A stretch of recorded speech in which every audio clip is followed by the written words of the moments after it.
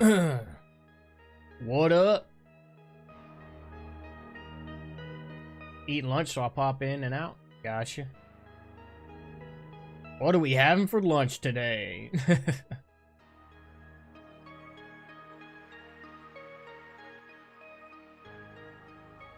Alright, let's get things going today. Let's get it going. Welcome in, everybody. Welcome to the stream. Hope everybody's having a fantastic day. A couple things to talk about. Couple of gaming news and updates, and then we will get into some Resident Evil 1 OG. Love the shirt. Ready for Season 5. Yes. I know. Feel like it's been forever. Feel like it's been forever. Isn't it like split up into two parts? Like part 1's coming around Thanksgiving and then part 2 Christmas or something like that? If I'm not mistaken. From the trailer.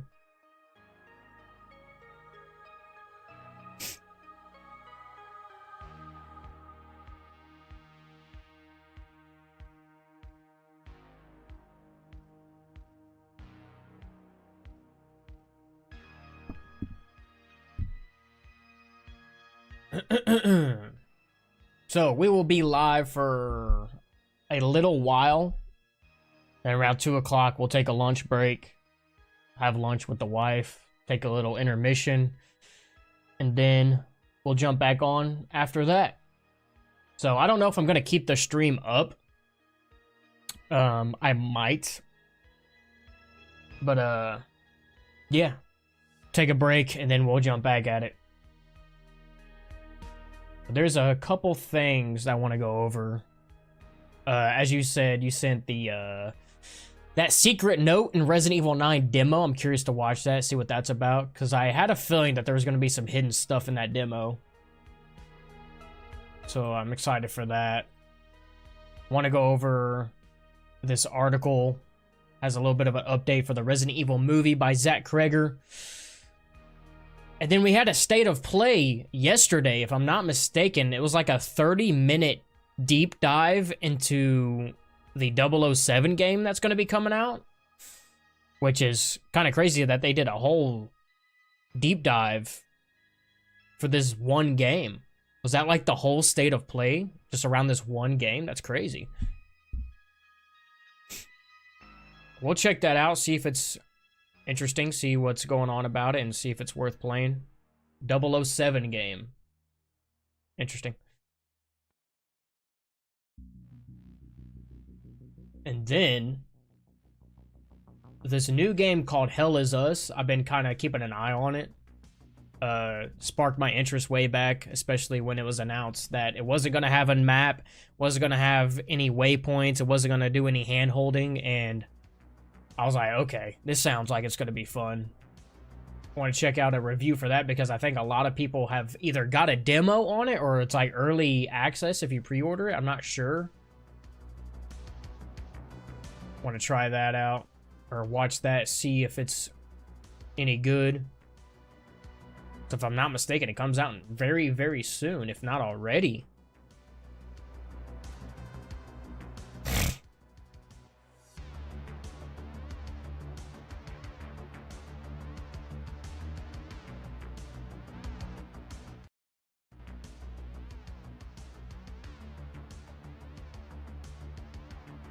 We're going to go ahead and get into this. I found a secret note in the Resident Evil Requiem. Shout out to Drea for sending this in from Better Than Starlight. Which, by the way, didn't he comment on my video the other day? I think so. We're going to check out this video.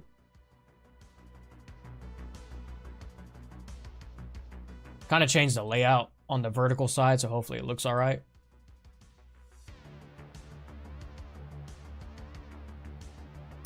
Trying to get it to where stuff would go away. I think we're just gonna have to leave it at that. Okay. So yeah, apparently there's a secret note in the Resident Evil Requiem PAX demo. Does it tease Leon? Interesting. Interesting stuff.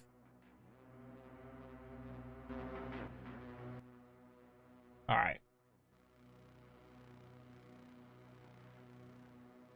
Let's check it out. Yo, Rob Blitzky, how are we doing? Hey, what's up, Conjure Leon? Or Lion. Leon. Yeah, apparently this note teases Leon. Let's check it out. Welcome into the stream, though. How you doing? How's it going, my evil residents? Today, I have a bit of a unique lore scoop for you. I had the wonderful opportunity, which I paid for out of pocket. Capcom did not sponsor anything, did not give me any money. I waited for like 3 hours in line twice to play this demo. Capcom didn't give me a Bro's dedicated. Or anything, I love it. to play the Resident Evil 9 demo. I will have a video about my thoughts going up shortly after this one in a separate video, just because they're like separate topics. But I do have a unique lore scoop here. Please stay tuned for that. I found a secret note that I have not seen anyone talk about at all. Good stuff. Lots of people have played this game by now at various events. Nobody's talked about this note, so I'm going to talk about it right now, and I'm going to share it with you. This won't be a super long video, but yeah, I'm wasting no more time. Let's get right into it. So the Resident Evil 9 demo, just a quick summary, is pretty much the gameplay that we got a few weeks ago. It's just that whole demo of Grace finding the fuse. So the note that I found, I haven't seen anybody talk about this. I could be wrong. I could be completely wrong. Maybe somebody has mentioned it. Also want to go in more on that lighter, because I know somebody's like talking about the lighter, how it says 1966. Now that's the same year, if I'm not mistaken, the progenitor flower was found or something like that. Some crazy stuff, crazy connections. We'll get into it. Secret note that I saw someone say that they found when you're reaching up to get the screwdriver in the demo. It's like on the bookshelf. If you crouch on the cart, you can pick it up. But I didn't see that one, so I'm not going to be covering that one. Okay, so there's a second one. At the end of the demo, after you put in the fuse to fix the gate to go into the main area of the area, it starts like a scripted chase segment, and you have to run away from the creature. There is a binder behind the bookshelf in the main T-junction area nearby where you spawn. It's like if you go across the one hallway, on the other side is the like prep room where you get jump scared by the dead guy, and there's a big red light in That's really hard to see, but there. I'll just post a fucking picture in the video. I don't know why I'm explaining it as if I can't put a picture in the video. I'll just put a picture of where it is. Just show us. Bookshelf in a binder, and a lot of stuff in the note is blurred out. There's a big segment in the middle where it seems like long segments of sentences are blurred out.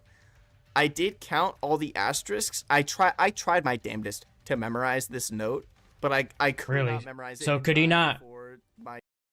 Could he not interact with it and actually read it? I'm confused. I love BTS, LMAO. The demo time ended and they kicked me out. I was like, no. I even went back and I played the demo a second time. I waited 3 hours again in line just to get to the point where I could look at this note and memorize it. Anyway. Okay. I love the dedication. This is translated from my memory. It's most definitely off. The first 2 lines are accurate, and the last part is accurate. Everything in the middle is kind of iffy on how accurate. So it says, to security chief of staff, blank, from blank. Of course, it's going to block that out. Security clearance level 9, top secret. There has been blank in Raccoon City. Immediate blank is recommended. This blank, especially for E. Capital E like a name. Eve? Evelyn? I don't know. Remember blank protocol blank. And he said he specifically counted the asterisks. So interesting. I have the video on mute for a second. All I see is I love BTS. It is. I got like the main meat of it, basically. 2 security chief of staff, and then 6 asterisks. Okay. From 7 asterisks. 7 asterisks. Who could that be? Definitely not Leon. From... I'm trying to think. What name is 7? 7 asterisks in it. Okay. That's right. Leon Kennedy. Kennedy has 7 letters. Does he? 7 asterisks. Yeah. Yeah. I'm 90% sure Leon is in this game by this I think it says from Kennedy instead of from I'm Leon. someone that isn't super hyped for Leon to return. I've never been the biggest Leon fan in the world, and he just got 2 games. I'm like, whatever, sure, fine. And I know Capcom has been like avoiding saying it with Leon, whereas with Chris, they're like, no, he's not in the game. But with Leon, they're like, oh, we can't talk about that. You'll have to wait and see. To me, combined with that behavior and this note with the 7 blurred out letters from blank, I'm 99% sure that Leon is in this game. And I'm 99% sure that Grace is the playable character in the Rhodes Hill section of the game. Leon is the playable character in the Raccoon City segment of the game. Okay. I am. You know what? I'm going to say it. I'm not 99% sure. I'm 100% sure that that's how the game is set up. Anyways. Interesting. There has been blank in Raccoon City. Immediate blank is recommended. This blank especially for E, and then 2 blurred out letters. So this is the part that I had the hardest time memorizing because there was so many words gone. It was hard to just like connect it in my brain. This is kind of a summary, but there was a lot blurred out here. The important part here is the especially for E, whoever this is. I don't know who this is. I have no idea. My first guess was like EO2, like Evelyn O2, like Rose or something. Immediate evacuation. Is that where would that be at? Immediate evacuation is recommended. There has been blank in Raccoon City. I'm trying to, how many asterisks? 1, 2, 3, 4, 5, 6, 7, 8, 9, 10, 11, 12. That 13 asterisks in Raccoon City. Immediate evacuation is recommended. This blank especially for E. Remember. 4 asterisk protocol 2. Interesting. Leon be calling Rose EO2, or if it's EO1, why would Evelyn still be alive? The Megamycete is gone. I have no idea what this could possibly be, who this could be. If you have any ideas, I don't know. Drop them. I want to know. But that is the main part of this middle paragraph that I wanted to point out. And then there's another part that says, remember blank. If I remember right, it was like, remember your oath to blank. But that is by far the foggiest. I have no clue. The foggiest I am on one of these parts is. Man, I wish he got like a screenshot of I it. know that's so vague and not helpful. But also, if you get a chance to play this demo and you memorize it, the note properly, put it down below so we can actually figure out what it says. I did my best to memorize it. I suck at memorizing stuff. I'm sorry. Yeah. And at the end, it has 4 asterisks, protocol, then 2 asterisks. I'm 90% sure this is a BSAA protocol of some sort. This is Leon calling for the aid of the BSAA. Okay. Okay. That is what this is for. So he, for some reason, found out some information about Raccoon City. Something's going on there.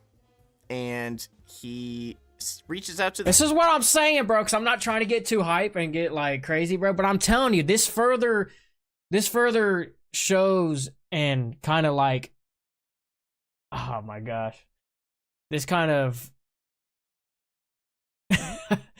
like it says to security chief of staff from security clearance level 9, top secret. There has been like, this is a message, like a relayed message for like people to come together. Like I'm saying, man, like we're gonna be like, bro, it's gonna be like all hands on deck.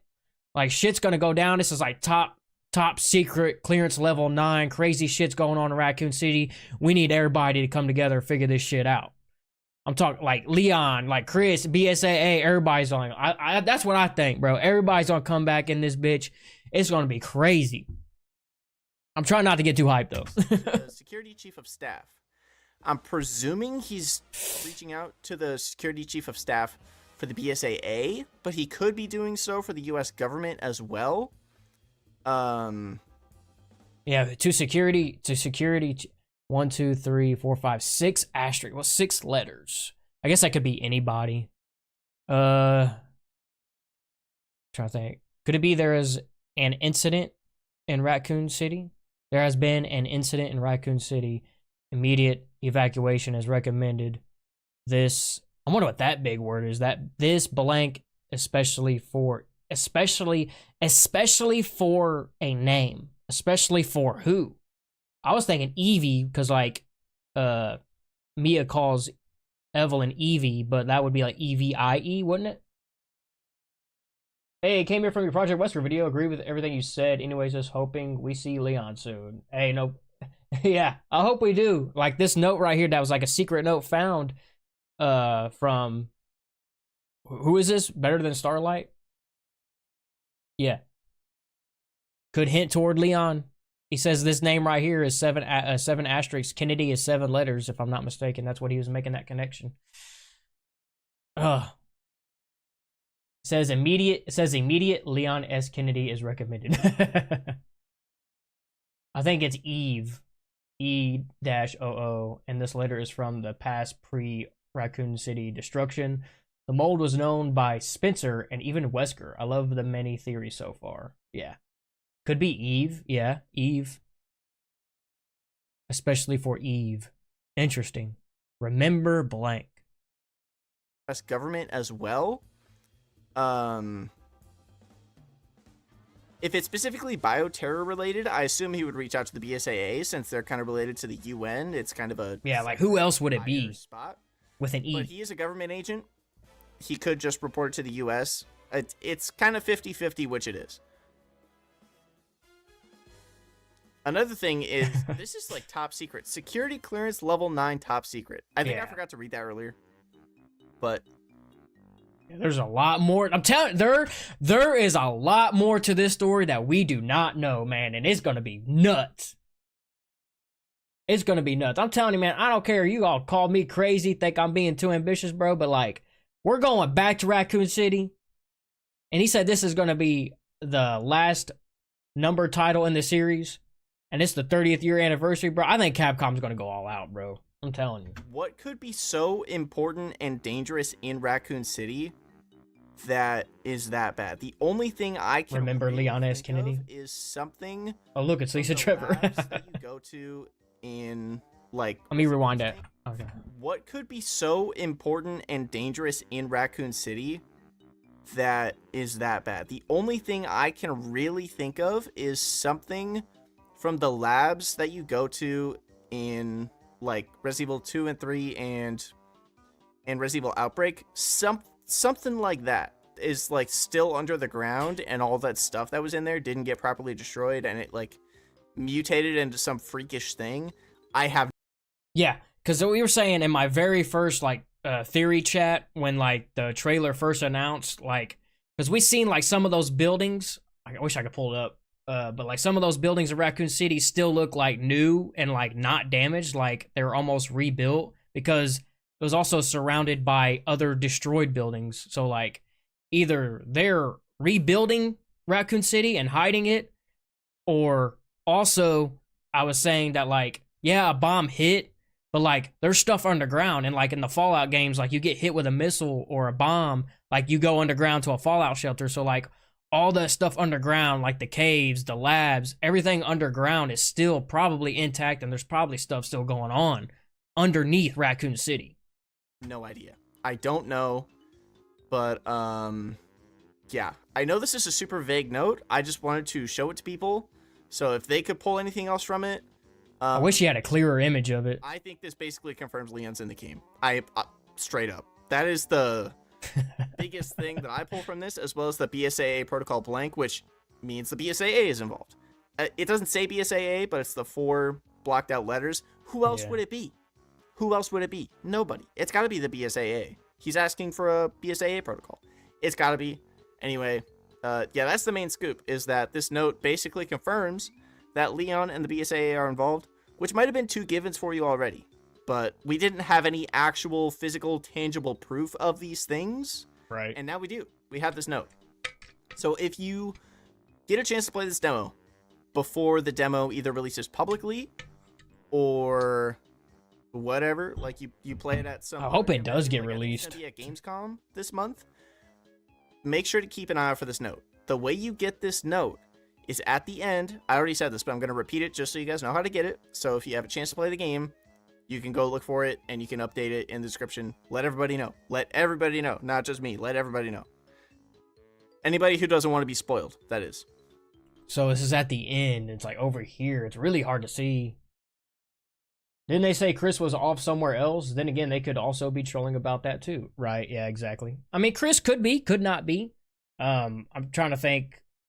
What if we get, what if Sheva is still in the BSA and we get her instead because Chris is off doing his thing? I don't know. Isn't Jill part of BSA or no? Am I tripping? After you put the fuse in where it's supposed to go and you get jump scared by the hag in that closet there, and it starts the scripted running section, run to that T-junction area with the desk with the shuttered windows, the red light. What he should have done is showed it on the map. Hide behind the bookshelf, crouch down. There's a little binder behind the bookshelf. I will post a somewhat helpful picture in the video as well, if you're just listening to this video, about where it is.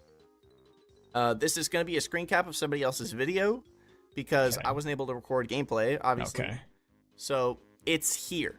Interesting. Go look for it here. Yeah, it's interesting, but there's a reason why they're not letting people just record their own footage and post it. Right? Is this a demo? It's not publicly, but it's like also to the public at PAX and Gamescom and SGF. But like they're strictly only showing certain footage of this demo because I guarantee you there's more stuff hidden. Wherever it says on the screen, if I'm circling a bookshelf, it's likely behind that bookshelf. Just crouch and read it. That's where it is. Pretty much everyone is in the BSA except for Leon, Ada, and Claire. Okay. Okay. I tested this. It only appears in that last segment. I'm assuming they don't expect you to go there, which is why they put it there as like a little hee secret. But yeah, that's where the note is. That's pretty much the scoop. I know it's not the most dramatic scoop in the world, but it confirms Leon is investigating Raccoon City. It confirms in some capacity he's communicating with and talking to the BSAA in some capacity. And it brings up this new character for E asterisk asterisk. Could this be the random woman we saw in the first trailer that's just walking down the hallway? Could it be her? I don't know. Yeah, because we don't know who that is. Roadtail hallway. It's just a random shot at the end of the trailer. Nobody knows who it is. Nobody really talks about who she is. So there are a lot of Easter eggs within the demo files, notes, and whatnot. Yeah, I'm excited to play the demo. Hopefully we get it soon, later this month. I'm hoping. TGS they release it. It could be her. I don't know. And hopefully it's not no stupid timed one-shot demo. But yeah, those are like the three main things. Let me know what you guys think. And yeah, that's pretty much it. I'm not going to drag this out and make it some more dramatic thing than it already is, even though I know some people are going to be like, just spit it out already, buddy. Just spit it out. But this is not a scripted video. I'm pulling from memory from 2 fucking days ago, buddy. Give me a break, okay? I'm doing the best I can here. I waited 6 hours total in line to figure out what this note says. It's dedication.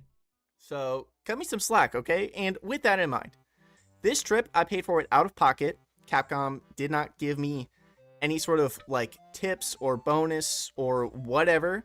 I got a pin and I got to play the demo, and I paid for it all out of pocket. And I waited 3 hours in line twice. Hey, but it's worth it, because look, you found something that nobody else found. It's worth it. So there you go. Capcom isn't sponsoring me or anything, and I just want you to keep that in mind when I plug the channel memberships and my custom t-shirts. The custom t-shirts are $25. I designed them myself, with the main artwork in the middle being made by Demento Artwork. Nice. Go check them out. $25. Made them myself. They come in a variety of colors. You can get them in pretty much whatever color you want. And if you don't want to buy a whole shirt, you can get the design on a mug, a pin set, or you can get a sticker. You can just get a sticker if you want. And if you become a top tier member, you get 20% off, which is awesome. Is that all the video? Minecraft Realm set up for my members that they don't really play on, but you can play on it, and you can... So that is very interesting that there is a hidden little file right there. I wonder what... Didn't he say there was another file, but he missed it or something like that? Let's watch that again. And by now at various events. Nobody's talked about this note, so I'm going to talk about it right now, and I'm going to share Pretty sure he said there was a second file that he missed. Video, but yeah, I'm wasting any more time. Let's get right into it. So the Resident Evil 9 demo, just a quick summary, is pretty much the gameplay that we got a few weeks ago. It's just that whole demo of Grace finding the fuse. So The note that I found, I haven't seen anybody talk about this. I could be wrong. I could be completely wrong. Maybe somebody has mentioned it. There is another secret note that I saw someone say that they found when you're reaching up to get the screwdriver in the demo. It's like on the bookshelf. Okay. If you crouch on the cart, you can pick Crouch it up. on the but cart. I didn't see that one, so I'm not going to be covering that one. This is a different one. At the end of the Hang on, what? driver in the demo, it's like on the bookshelf. If you crouch on the cart, you can pick it up, but I didn't see that one, so I'm not going to be covering that one. This is a Okay. different one. There's a At the different end one. of the demo, after you put in the fuse to fix the gate to go into the main area of the area, it starts like a scripted chase segment, and you have to run away from the creature. There is. There's I'll just put right a picture of here. And it's really hard to see. Yeah, so there's apparently two files. And he got one, but he didn't find the other one. Okay. And then there's another video. I don't know if it's covering the exact same thing, but this is by Center for Evil. Also, like and subscribe this guy. Good stuff.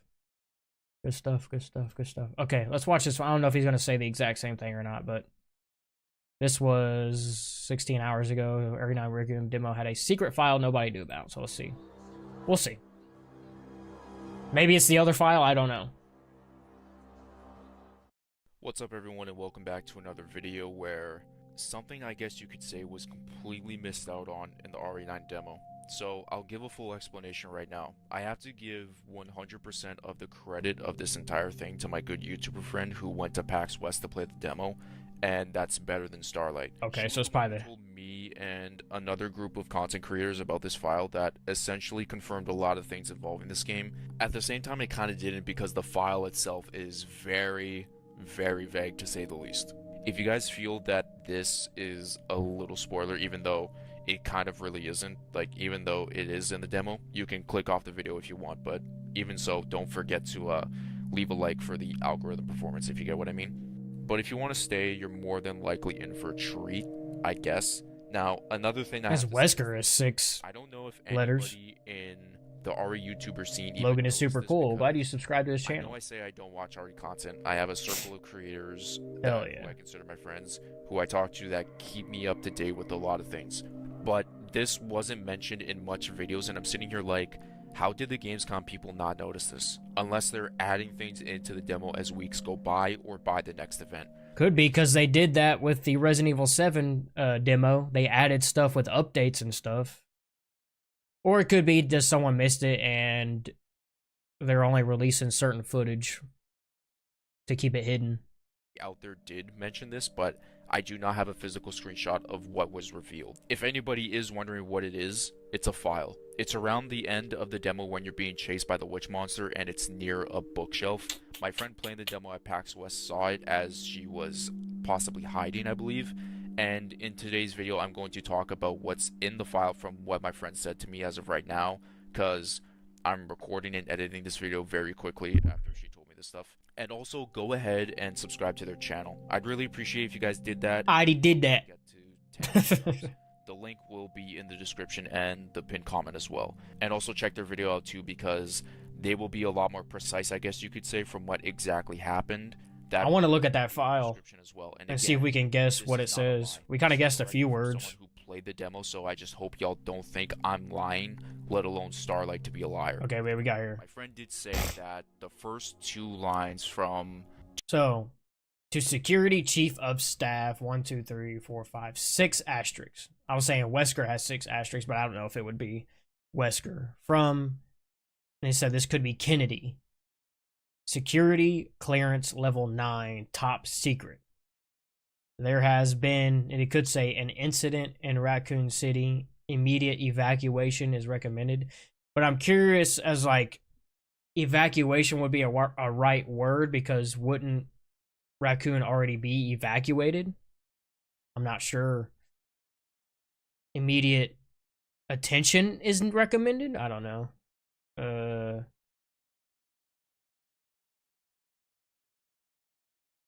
That's a really big word. Can we put this in Chat GPT and see if it can guess it?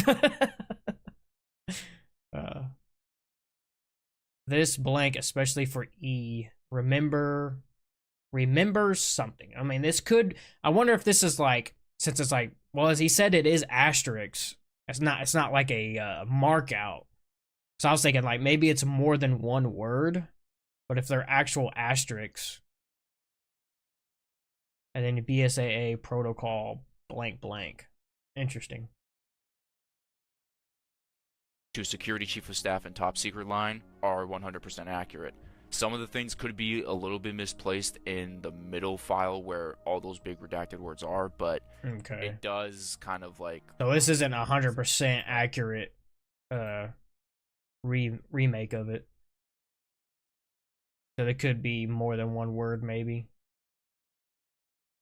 Some of the things could be a little bit misplaced in the middle file where all those big redacted words are, but it does kind of like line up, if that makes sense. But anyways, so this is what's really strange to me.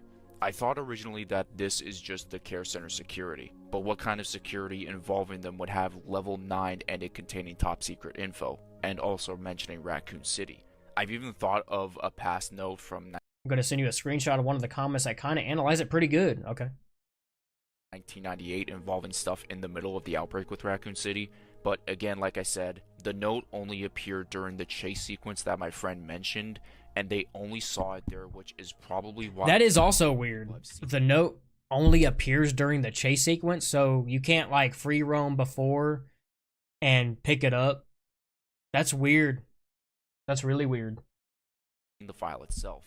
Also, if you guys it kind of reminds me how in the Resident Evil 7 demo you have to like do certain things in a certain order and stuff. Somehow found this file and have an actual physical screenshot of it, please DM me on Twitter at Center for Evil. I will respond as fast as I can. So let's get into the possible discussion of what these redacted words could be. Now, I've put some thought into a decent bit of the smaller ones because the bigger ones are just me thinking they have multiple words in them. And also, what's that dude name? Brandon Bailey? What if Bailey? Bailey. That's 6. Bailey? Brandon Bailey? Brandon. That's 7. What if it's Brandon? Because people were making Brandon Bailey connections with the lighter, the 1966, and he's founder of the connections, right? What if it's Bailey? So I analyzed it a little bit. Here what it could have said. To security chief of staff, in parentheses, could be Curtis Miller from Resident Evil Degeneration. From here could be Kennedy, but also could be Spencer or Birkin, although Birkin is 6 letters, so I don't know. But I feel like Birkin's super dead, though, is he not? Unless this is, I don't know. There has been disturbances in Raccoon City. Immediate termination orders is recommended. This intelligence, especially for, could be referring to either Eva or Ethan somehow. Remember, September 1998, which is, by the way, exactly fitted in these 13 characters. Oh, shit. And lastly, the last message could be simply like, follow protocol 12 or something like that. Yeah, but he said it's only 4 asterisks. And I think he said he memorized those asterisks. Very interesting. So this could be Curtis Miller, Miller. I wonder if it's Bailey, Brandon Bailey. That'd be crazy. I don't know. Remember, September 1998. That would be crazy. Wouldn't that be the Trevor lighter from RE1? They arrived in the Spencer Mansions during the 60s, no? Yeah, I'm not exactly sure. I just seen that lighter that you get is like a very old lighter from 1960, has the date 1966 on it for some odd reason. Like, that has to mean something. Let's see. There has been an incident. There's been an incident in Raccoon City. Immediate evacuation is recommended. This applies especially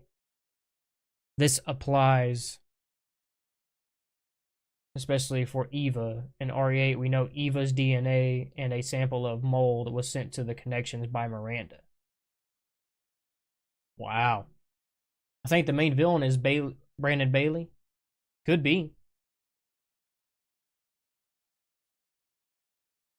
We know that the connections has Eva and Mold. Wow.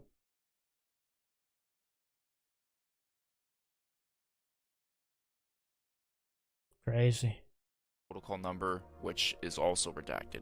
Now, my friend did say that the first 2 lines from to Security Chief of Staff and Top Secret line are 100% accurate. Some of the things could be a little bit misplaced in the middle file where all those big redacted words are, but Said 1966, Bailey joined Spencer and Marcus on the first expedition to West Africa to try and locate this mysterious flower. That's from the wiki, yeah. Yeah, that's what I'm saying, man. It's like that 1966 date is on that lighter for a reason. It's a little clue.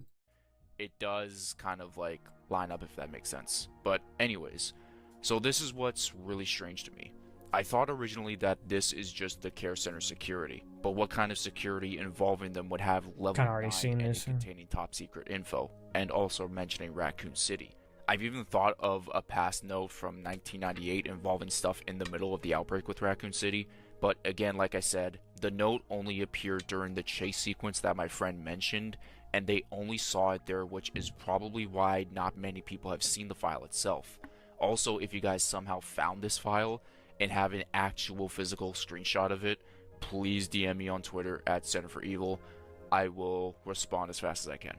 So let's get into the possible discussion of what these redacted words could be.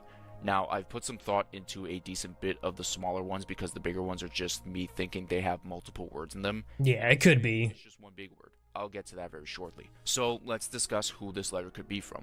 Of all of the Resident Evil characters that I believe could have a very big role in this game, there are 3 people or maybe 4 that came up to mind. But I want to get the first 2 out of the way. The first one is Winters. It's 7 digits long, and the only person that would be writing this note is Mia. But the problem with this is, why would she be, of all people, at the Road Hills Care Center, or let alone running around the outskirts of Raccoon City? That's where I rule her out personally. The next character... Also, they said that 7, 8, and 9 isn't a trilogy, and that 7 and 8 is its own thing, and they said that they're not going to really continue the Winters story. They concluded that in 8, so I don't think it's going to have anything to do with the Winters. I could be wrong, but I just personally don't think that. Brandon Bailey is in some note in RE7 like Alyssa, so he might be in RE9 or Requiem. It could be, because as Drea said, 1966, the whole expedition where Spencer and Marcus went on that expedition to find the progenitor flower. And Spencer's dead, from what we know. Marcus is dead. And Wesker is dead. The only one left alive, that's the founders of this shit, is Bailey. Because Mother Miranda was also dead. That's what we're assuming. So, Brandon Bailey is the only one connected to all this that is still alive. So I feel like that makes the most sense. Is Brandon, but why would if he's the villain in the game? By the way, I'm talking about Brandon Bailey, the founder of the Connections Crime Syndicate. Why would he report about this? Unless it's like a luring tactic, which I'm sure he doesn't want to do that. The primary I don't know. characters that I can see this being Rebecca. She's affiliated with the BSAA now and could be contacting for a BSAA protocol, which explains the bottom text. But this is what's confusing.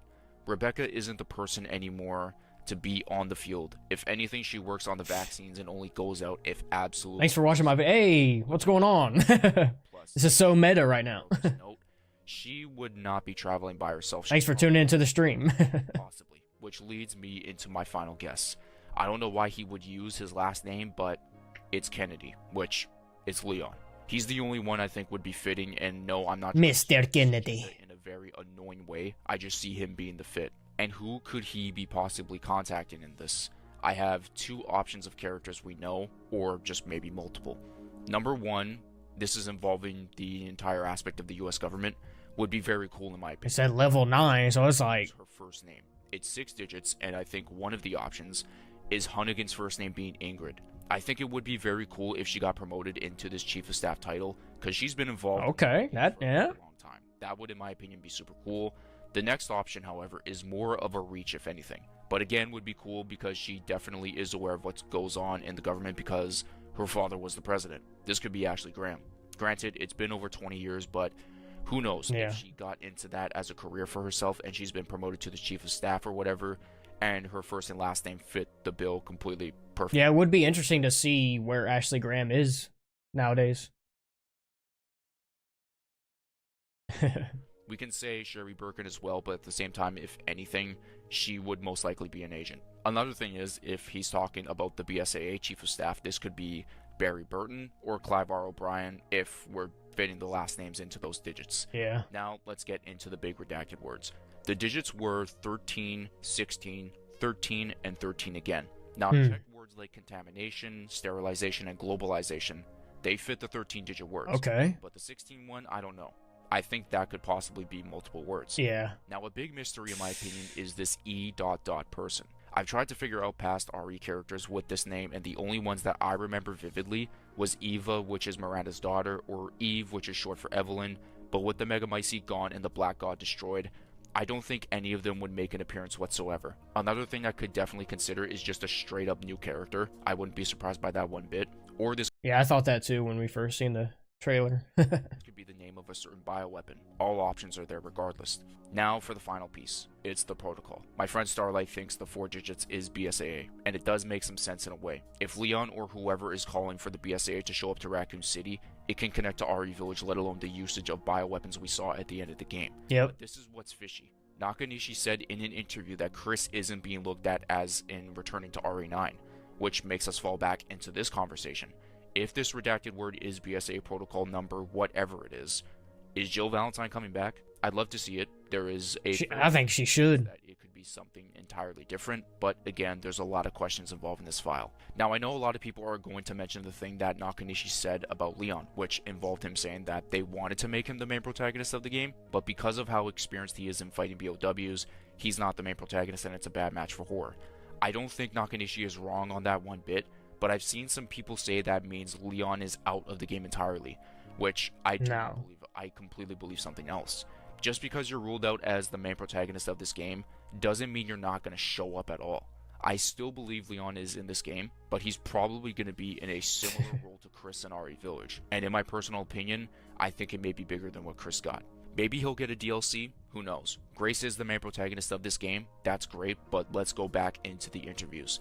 Like I said, they ruled out Chris, but for some reason before the interview started with IGN or Games Radar, whichever it is, they didn't answer any questions. Yeah, they immediately said, we're not going to answer any questions about Leon. Like, they straight nipped that shit in the bud, and that was very sus.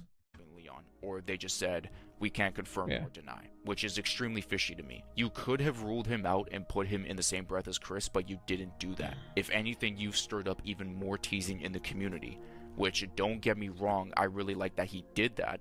Again, he could have ruled out Leon even more, but he decided to not do that. My previous video explains things a little better most likely. Now I have to say this again. My friend said in their video, that file was not present in the demo until the chase began, which made me make this video and raises another question for me, or dare I say multiple.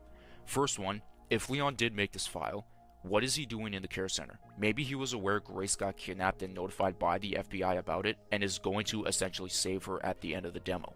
Grace was completely immobilized by the hag monster, and it makes me wonder if Leon does show up in time to save Grace. Yes, we also do have to mention this woman because, in all honesty, her history to me has also... How about we just wait until Resident Evil 9 comes out, and then we'll see what's going on? We just have to wait and find out. Yeah, for sure. But, I mean, we're just speculating. We're trying to solve these little mysteries and kind of theorize on this stuff. How Do They Doubt Leon by Jill? I'm not sure if I read that right. Boy, Leon is going to be there, no doubt. Yeah, we're just speculating, brother.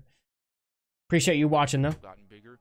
Was she the one who wrote this down about Grace getting her blood taken away? Or, funny enough, if Leon saves Grace in the dark, is this Hunnigan? Now, it completely defeats my theory of the note going to her, but I don't know. I hope to get answers as to who this is. Next up is this. And again, it all stems if this file is from Leon. This could be a file that goes to the US government and Leon is later on sent to Raccoon City. That's definitely a possibility, but let's just talk about if he did make this file again. How did he know Raccoon City had recent activity? If the government is the real villain behind all of what happened to Raccoon City, I have a feeling who gave him the info. And it's somebody he is very, very familiar with. But I'm gonna leave it at that, because I don't want to go too off the rails with these theories, but for those who know, you know exactly who I'm talking about. I don't know, there's a lot of things that are going to be discussed for the next few weeks until Tokyo Game Show, and I'm so excited for all of this, and in general, I just love talking about this game, so I'm looking forward to seeing what you guys think this file is all about. It's very vague, which is obvious because of the redacted parts in the file, but what's crazy is that's not even the end of the mysteries in this demo. There's one once you get up on the card to get the toolbox and possibly room 202. That's a file right there? I don't know anything involving Yeah. the files or even the Wow. List of Shadows or whatever the book is called. It's on the screen right now. So that's why I made a video about this one. Again, all of the credit goes to Starlight, who I thank for playing the demo. And if you Man, nobody's got that file yet, though. Channel, both links will be in the description and pinned comments, so check them out if you want to. Another thing I have to mention is that Capcom loves to experiment and drop Easter eggs into demos. We saw that with RE4 Remake with the TMP Underground and the Mad Chainsaw guy with the Mad Chainsaw mode in the, chainsaw demo. That's a lot of chainsaws I ended up saying. What do you think the monsters that will be coming back to Resident Evil 9? I'm not sure. It's an interesting question because if we're going back to Raccoon City, I wouldn't be surprised if we do see like some returning creatures.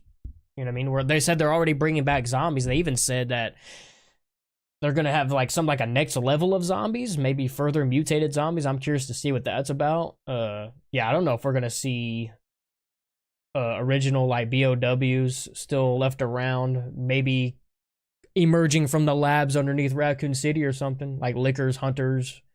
I don't know. But here's the weird thing though. Is this file going to be in the final product when the game releases? I think there's a chance that it's not going to be there and it's going to be in a completely different spot. Yeah, it could be. Just, a simple teaser to who could possibly be in this game along with Grace. I have no idea.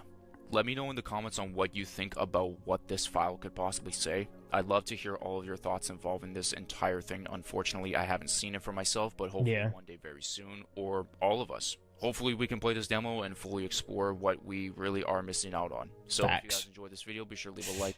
And I'm curious to see what new enemy designs they are, because they even said that there's going to be a lot of different new enemy designs.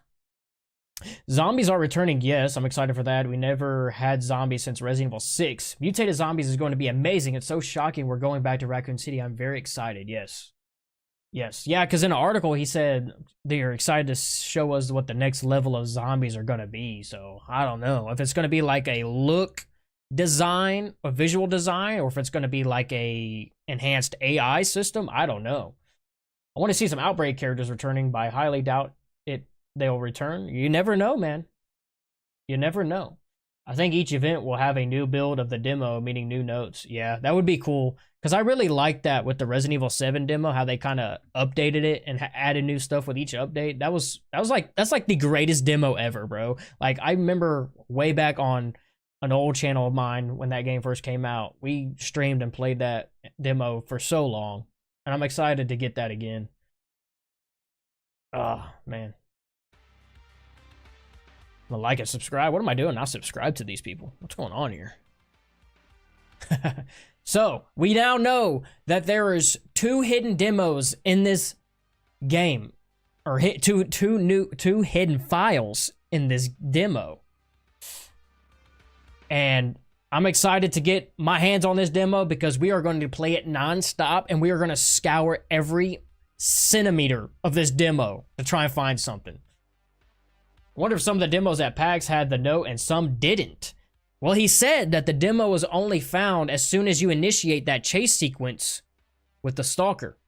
It's not there permanently throughout the entire demo. So it very easily could be missed.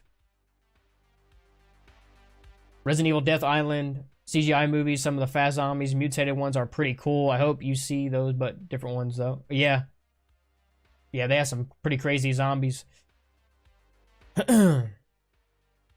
Yeah, they got that note in there for a reason, man. They're teasing us, right? They're teasing us. I love it. And hopefully at Tokyo Game Show that they announce that demo to the public and we can get our hands on it and see for ourselves. Try to analyze this stuff and figure out what's going on.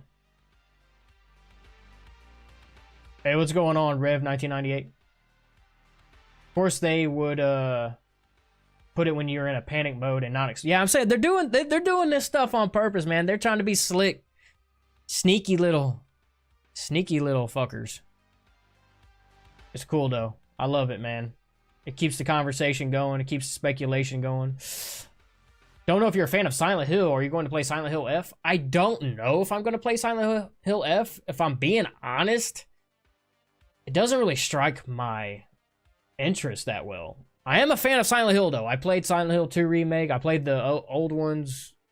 And I kind of want to play it on stream one day and put it on the channel eventually. The director of RE9 say the game will be the scariest of them all. Someone asked if it was going to be the scariest of them all, but he said that he really couldn't answer it because he feels like Resident Evil 7 was the scariest one of them all because he said it was too scary that people wouldn't even finish the game, and they didn't want to make a game too scary to where people didn't finish it.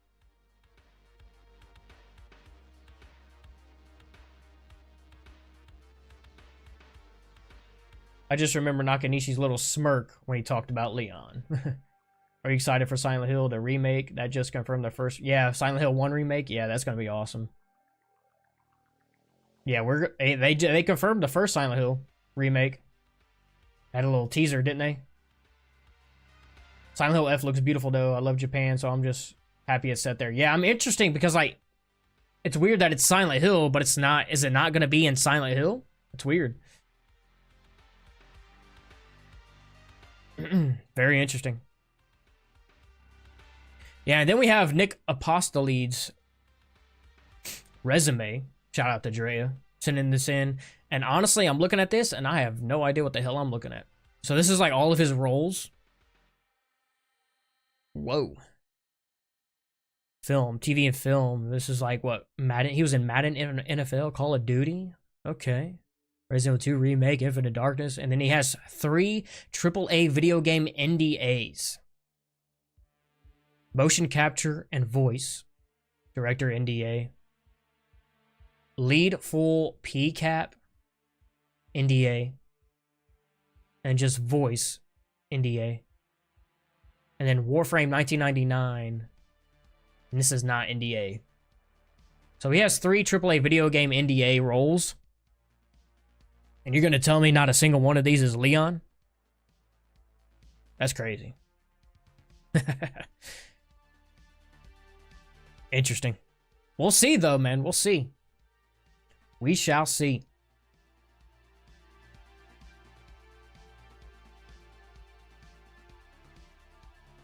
I'm so curious to see what that other demo is. The only ones that show lead full mocap match with his Leon roles. Okay. Very interesting. What RE Requiem stuff are they going to reveal in Tokyo Game Show? I don't know. Could be another trailer, or could be just a little update on there. Dre on point with the information. I see you. Hope the puzzles will be as good as Resident Evil 1 Remake. Yeah. Yeah, they should have some pretty good puzzles in this one. But yeah, I hope they announce a demo to the public. Tired of seeing everybody else play it. I'm also curious to see what this other file is. So now we know somewhat of what this one file is. And it's got mention of Raccoon City and all kinds of crazy stuff. I wonder what this second file is going to be. If you have a favorite Resident Evil character, which one, if you have to pick top 3? Jill, Claire, Rebecca, Ada, Leon, Chris, or Barry, Steve, Billy, and Carlos? I think Leon's the favorite, man. When does Tokyo Game Show start? Is it September 25th? I think it goes through the 28th. Which is interesting because September 28th is the day of the outbreak in Resident Evil, right? Okay. This video is from Neon Slice. It was 12 days ago. I wanted to see this as top 5 secrets you missed in Resident Evil Requiem gameplay. I don't know what the hell's in this video, but I wanted to watch it. TGS starts September 25th. Yeah. Maybe there's something in here. I don't know. We're going to watch this for shits and gigs. Myself love Resident Evil 2 Remake. You will absolutely love Resident Evil 9. Well, at least I hope so. Greetings, I'm Neon Slice, and today I have a very short video showcasing the day Leon will never forget. Analyze realized and noticed in the brand new gameplay for Resident Evil Requiem. One of the first things that I want to talk to you about is the returning of certain mechanics from previous games. Not just recent Resident Evil games, but classic ones as well. So let's talk about the classic one first.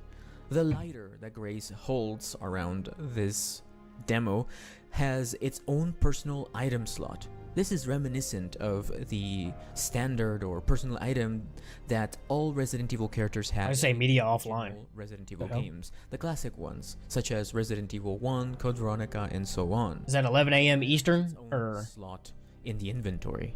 Speaking of inventory management, Resident Evil Requiem features an inventory management similar to Resident Evil 2 Remake.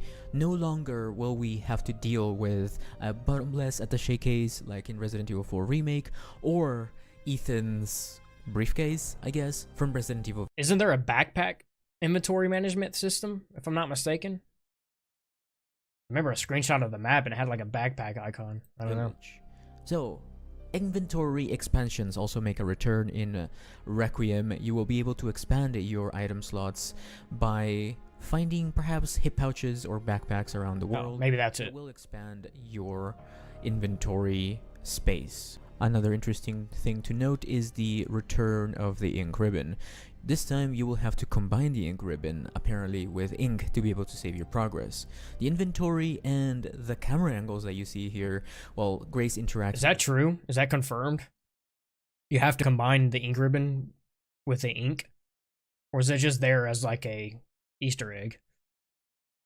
door or with a puzzle is exactly the same, well, almost exactly the same as Resident Evil 2 Remake. So in short, Resident Evil 9 Requiem will be a love letter to those who absolutely love RE2 Remake, much like myself. Now I know what you're thinking. You probably don't want the Resident Evil 2 Remake again. Well, you don't have to worry, because this game is its own thing. Although it borrows things from its previous games or predecessors, this game is its own thing and it's still amazing. I think it's a You can switch placeholder. between Yeah, it third could be. person and first person camera angles, and you will experience the game differently in third person, like Grace falls over or runs and stumbles upon things, and you will see unique animations as well. Certain items are very well hidden. This returns from Resident Evil 7. If you remember handgun ammo or coins being hidden behind a painting or in the darkest Yeah, I think Center of Evil mentioned that book that you're talking about. Yeah, I don't know. I wonder what's in that book. corner of a room, well, that makes a return in Resident Evil Requiem. Sadly though, there are no ways of seeing through walls in this one like in RE7, but I guess we'll have to wait and see until the game fully releases. We don't know anything about unlocks yet, but I will make sure to make guides for them. As always, the S Plus professional guide will be here on my channel, so don't forget to leave a like and subscribe with the notification bell. And yeah. Okay, well, didn't get a lot of information out of that video, but that's cool. So, man, I'm telling you guys, we're in for a treat with this game. And now I think they did these files for a reason, man, to get people excited for this demo. Ah, good stuff. So I got an article here by IGN. It is a little bit more information about the new Resident Evil film directed by Zach Kreger, the guy who did Weapons, Barbarian, all that stuff. We did cover the first little stream that he did on the movie. Talking about how like he's never watched any of the films and all that stuff, and we got a little bit more information here. We're gonna go over it. Gameplay trailer, a list of flashbacks. Who do you think is the hooded figure that killed the manager? People say it's a government official or a tyrant. What do you think? Yeah, I don't know. Whoever it is got that same decayed look that the guy in the chair with the long black hair has. There's something going on. I don't know exactly who it could be. Yeah, I honestly don't know. I've never seen a Resident Evil movie. Director of upcoming Resident Evil film says fans of the existing movies probably not prepared for what I'm doing. Okay. Zach Kreger has talked about what will make his upcoming Resident Evil movie unique, admitting he's never seen a Resident Evil film. Kreger, writer and director of 2022's Barbarian and this year's hit horror movie Weapons, discuss his fresh take on Resident Evil in an interview with Double Toasted YouTube channel. Looks like an RE4 castle enemy. Yeah, that's a good connection. All I can say is that true to the experience of the games, he said. It takes place in the world of the games, and most importantly, the journey you'll have as a viewer of watching this movie is going to be similar to the journey you have as a player when you play these games. And what that means is it follows one protagonist from point A to point B as they just descend deeper and deeper and deeper into hell, which he said that in the first article, so he's just kind of reiterating that, I'm assuming. I mean, if it's going to capture that same feeling, that same vibe that you get from the game, that's going to be cool. One thing that I hope for is what they do is that he does with the same thing that they did with the Silent Hill movies to capture that vibe, to capture that same feeling, is like they basically took the same exact music and sound design from the game and put it into the Silent Hill movie. Like, I think they like redid it to kind of make it like higher quality, but like I think they should do something like that for a Resident Evil movie. I feel like it's a really good way to capture that tone, that vibe. He continued, as someone who's played I don't know how many thousands and thousands of hours of Resident Evil, I just feel like I know how that pacing can go. It's inherently cinematic. I feel like there's a great movie that can live inside of this world and inside of that sort of pacing. I'm just really, really pumped about the story that we get to tell here. So I feel like I'm chomping at the bit to make this thing, okay? Compared to previous movies, Barbarian and Weapons, Resident Evil will be a bigger scale production, Krager confirmed. He considered it an original, even though it's a film based on an existing intellectual property, because it has my sense of tone. I know there's been a lot of speculation online that I should just be doing an original next and not an IP, but I don't think that those people will have that complaint when they see this because it's an original, he insisted. Very much a movie that feels in line with my sensibility, has my sense of tone, and just a much bigger scale than Weapons and certainly Barbarian. I think it's going to be really cool, and I've never seen a movie like it, so I'm beyond excited making this. Krager then admitted he's never seen a Resident Evil movie and made a point of saying his Resident Evil movie might not play well with fans of the existing Resident Evil films. Paul W.S. Anderson's series of Resident Evil movies starring Mia Jovovich were never critical darlings, but they enjoyed commercial success at the box office and on home release. The 2021 reboot, Resident Evil Welcome to Raccoon City, failed to make an impression. I'm a huge fan of the games, Krager said. Now, I've never seen a Resident Evil movie. I imagine that if there are people out there that are just rabid fans of the movie franchise, they're probably not going to be prepared for what I'm going to be doing. But I think the people that are fans of the games are going to be stoked. He hasn't seen the movies, and how does he know that people who have seen the movie... I feel like he's just trying to say this to cover his ass and just, like, completely separate him from the other films. Basically trying to play it safe. Krager said his Resi exists much more in the world of the games than Weapons and Barbarian, and he likened the movie's tone to much-loved Resident Evil 4. Probably lives more in the world of 2 and 3, but I'd say it adheres more of the tone of 4, he said. But you know, the thing about the games is that the game franchise itself is incredibly malleable. 2 and 3 take place in Raccoon City, and then 4 takes place in Spain. And it feels like it's in the past, even though it's not. And then 7 is like a Texas Chainsaw kind of thing. And then 8 is like some ancient European village and definitely in the past. He said 8 is in the past? No, it's not. The fuck? I mean, it has connections to the past. So the games don't even have some sort of set lore. It's not rigid. And so I don't think I'm taking any more liberties with this than the game franchise does at all. So I'm coloring within the lines. He said the games don't have a set lore? Okay, that's an interesting statement. Shooting on the new Resident Evil movie is set to begin mid-October in Prague and run until the end of January. Sony Pictures. Very interesting, very interesting. So I feel like he's definitely trying to get Resident Evil fans behind this, and I get it. But realistically, at the end of the day, he can say whatever. It's just a matter on if he can deliver or not. And I hope he does. Again, I'm a Resident Evil fan. I want to see a good Resident Evil film, live action adaptation. I loved Barbarian. Haven't seen Weapons yet, but I'm sure I'll like it. I'm a horror movie fanatic, but I wish he didn't coin it as a Resident Evil. Yeah, we'll see how it goes. We'll see.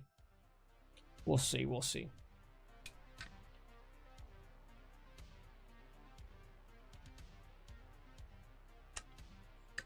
He said he's already had the thought for this film, and then they gave him the REIP, and he ran with it. Yeah, so it's definitely interesting how that's going to turn out. A lot of people think that it's just going to be a weird movie, just with the Resident Evil title slapped on it.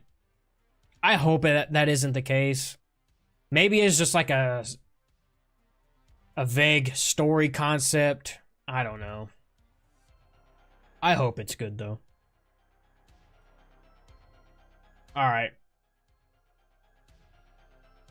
I'm debating on if I want to watch this 007 First Light gameplay. It's like a 30-minute deep dive into this game. There's a state of play, and it just completely revolved around this one game. I do know I want to watch this Hell Is Us review because I've been having my eyes on that game. And it looks like fun.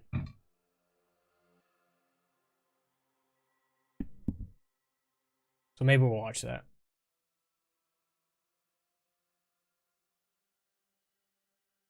This is, I recommend Hell Is Us reviews by Skill Up. I like watching Skill Up. They do pretty solid reviews on games.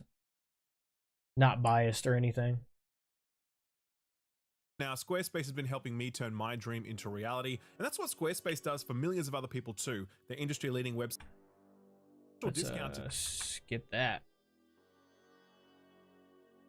Do it. To thrive in Hell Is Us, you will need to pay attention to your environment. Yeah, it says, warning, our game has no map, no markers indicating where people are, things are, where to go next, who to talk to. We will never tell you precisely what must be done or how to do it. To thrive in Hell Is Us, you will need to pay attention to your environment, listen, and be vigilant. That sounds dope to me, bro. Excited for the game Ill? I'm not sure if I've seen that. Listen and be vigilant, end quote. As soon as I read this, I was like, oh baby, I'm so locked in, let's go.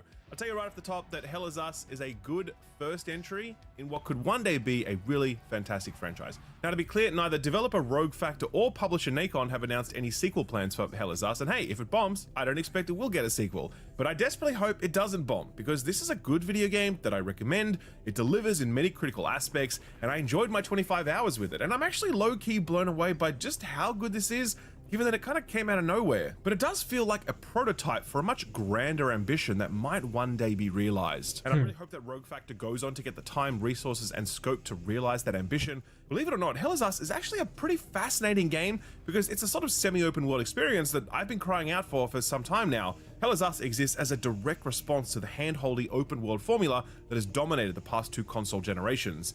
Yes, it has an edgy, grimdark setting. Yes, it has slow, souls-adjacent, stamina-based combat. Yes, it has NPCs you can chat to and quests to complete and items to upgrade and all the stuff you've come to expect from modern games, but it's what Hell Is Us doesn't have that defines it. The warning label wasn't lying. It doesn't have a map you can open at any time to see where you are. It doesn't have any mini-maps to help orient you in towns or dungeons. It doesn't have a traditional quest log that tells you what to do next. It doesn't have any map markers or GPS pointers guiding you towards a destination. It doesn't have a protagonist talking to himself while he solves puzzles, spoon-feeding you a solution that you didn't ask for. Aloy. The absence of these things immediately... Hey, fucking Nathan Drake does it too in Uncharted.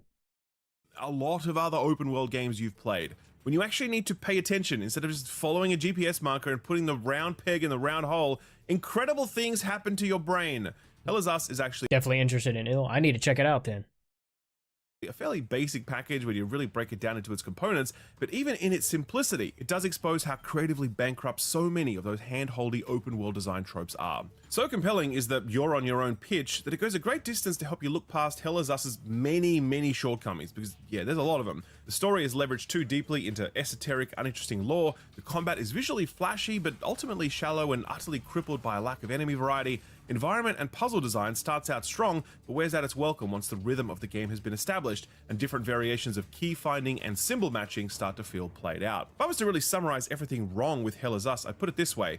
there's a fantastic 10 to 15 hours Did he just call out my girl Aloy? to enemies to puzzles all feel new and different. But there's another 10 or 15 hours Shots fired. where you've absolutely seen and done it all before, and the impact of those opening hours is diluted as you settle into very familiar repetitive loops. Some will walk away from Hell Is Us fixated on those last 10 to 15 hours, while others will fondly remember the first. I fall into that latter category. There's plenty to complain about here, but Man, the game does look beautiful, man. You see that landscape? fondly remember the first. I fall into that latter category. Look at that in the distance. Look at that. Wow. This game looks great. Oh, There's plenty to complain about here, but I definitely think that the good outweighs the bad, and I think that as a AA game, this is exactly what I'm hoping for from this segment. yeah, so this isn't even a AAA game. Wow. How much is this game gonna be? That buck ubiquitous design trends and that have the courage to try something different, even if the landing isn't perfect. No one is allowed in or out of Jova. Go back to the town. How did you get into Hadia? Whoa, holy shit. Look at that nutsack of a chin. What the fuck? The yellow brick road. I want my mom. The yellow brick road. Everything will be okay. You have no idea who you've stolen from. Choose your next move wisely. Okay, so to start, let's be really clear on what Hell Is Us is. Played Banishers? I have not. Hell Is Us is a semi-open world third-person action-adventure game with a little bit of RPG and a hell of a lot of puzzle solving. It's not a Souls-like, though its combat feels a little Souls-esque with its pacing, stamina management, and enemy tuning. It does see you interrogating a fairly vast cast of NPCs as you look for clues and probe for more information about the world around you. Mr. X 45 years later. There's a small number of towns populated by NPCs, but none of them move around or do anything. There's no law and order system, no ability to kill NPCs, etc. Like I said, it's an action-adventure game with some very light RPG elements. It is definitely not an RPG. But Hell Is Us is a very surprising game for many reasons, and one of them is certainly this game's setting and story. You play as Remy, who sits in an interrogation room being drugged and questioned by whatever the fuck this dude is. With character design and voice acting that presages one of the game's best qualities, some really strong voice work led by the game's leading man, played by Adam Jensen himself, Elias Tufexis. How did you get into Hadia? I asked for a transfer to the UN peacekeepers, who had deployed inside Hadia. It backfired. This opening exchange and this other really flashy cutscene at the start of the game both hint at an experience that puts high production storytelling front and center, but Hell Is Us doesn't really deliver on that promise. This cutscene is by far and away the most exhilarating cutscene of the entire game, and you can tell that they really front-loaded their budget on this one to draw people in. After that, most of the cutscenes are simple dialogue exchanges inside an APC that you drive from place to place. The mystery of this interrogation sequence also falls fairly flat, as it's less about an interesting resolution and more about a convenient pretext to bring you back from the dead when you die.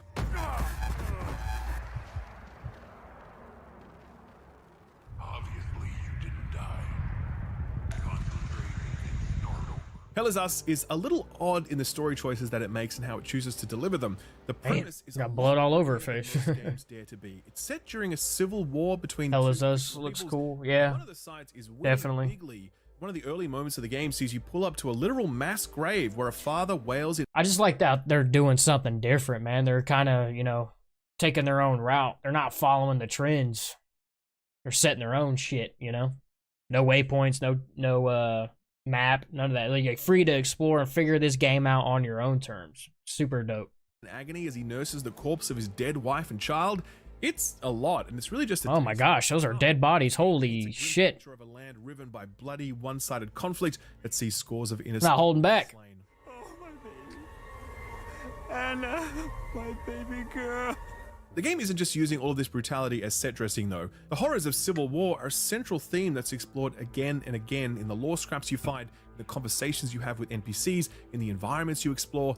Rogue Factor are fully committed to this grim, anguished setting, and while that can sometimes make for some uncomfortable and confronting scenarios where you wonder if maybe they've taken things a little too far, it does speak to a fearlessness that's often missing from games when they handle sensitive subjects. Where the storytelling becomes a lot more awkward is in the metaphysical genesis of this conflict. It's honestly a little hard to wrap your head around, but imagine if all of these demons prowling around the world are sort of like physical manifestations of the misdeeds and cruelty of human beings, and sitting over and above that are a number of dark deities who scheme to reduce the world to a constant state of chaos.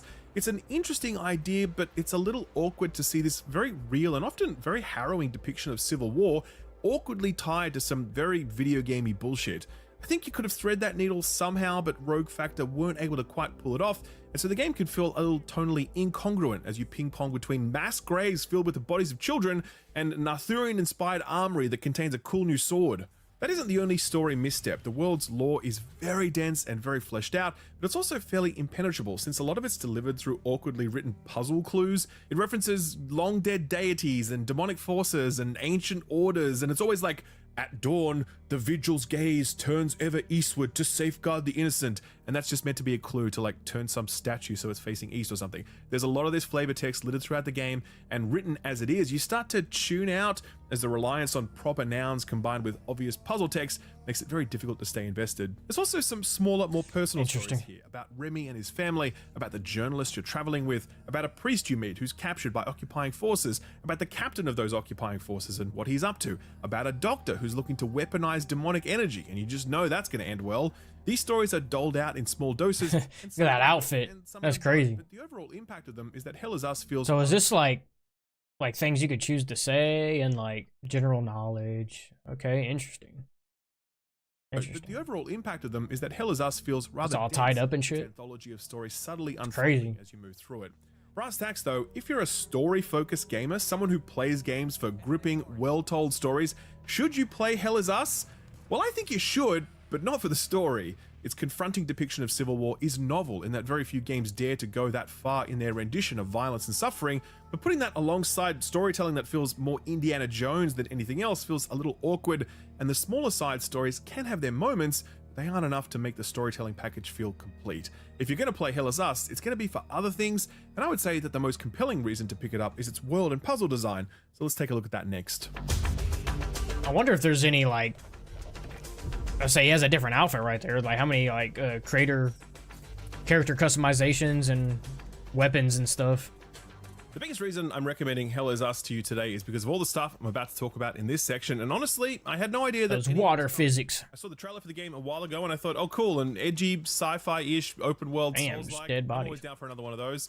I quickly learned though... Game looks like it's right up my alley. Yeah, for sure. And Rogue Factor really did keep the most compelling parts of this package completely under wraps. Hell Is Us is not an open world game. I describe it as a it's not. world game in the sense that there is a big world map that allows you to visit a number of distinct locations, and some of them are really large, but they're ultimately levels that are fully distinct from one another, linked only by that world map and some puzzles which require you to visit one zone in order Can you swim in this game? used in another zone. The zones are Probably not, great I to don't be know. honest, and certainly at the start they have a fair amount of breadth and identity that makes them thrilling to explore. The starter zone is a simple forest, dungeon, and a set of trenches, but it smartly introduces you to how Hell Is Us manages level design, since it's all so intricate and labyrinthine, and without a zone map or a mini-map to geolocate you, and without map markers to guide you, you very quickly get used to this feeling of fumbling around in the dark, even when you can clearly see everything around you. That's the central design tenet underpinning most of the level design, I'd say. All of these spaces are specifically designed to be really confusing, with lots of one-way paths and blocked off entrances that see you scurrying about like a rat in a maze. That feeling of disorientation is omnipresent during the game's entire runtime, and I suspect some people will find it frustrating. Like, this game is definitely going out of its way to confuse you and spin you in circles. Personally though, I found that really engaging because I was often unable to map these spaces in my head like I can for levels in most other games. At that point, I just surrendered to the disorientation and let my curiosity guide my Yeah, that's part of it. That's part of the experience. pay dividends given how densely packed this world is with secrets. In the intro, I said that Hell Is Us is a game of two halves. The first, full of awe and discovery, and the second feeling a little familiar and rote. That's definitely exemplified by the level design. The second zone in particular is an incredible standout, a massive plain filled with ancient ruins, an abbey, a town under occupation, military encampments, and more. At the center of it, a mysterious, pulsating, awe-guarding secrets unknown, only accessible by clearing out its guardians, scattered and hidden at the far corners of the map. The first time you step into this space, crazy. exploring it unassisted by a map or map markers, it feels overwhelming in the best possible way. You'll spend hours here, and they're the best hours in the entire game, hands down. Later levels struggle to hit that same high bar. Many of them are much smaller, less elaborate, fewer NPCs and fewer side quests, fewer secrets.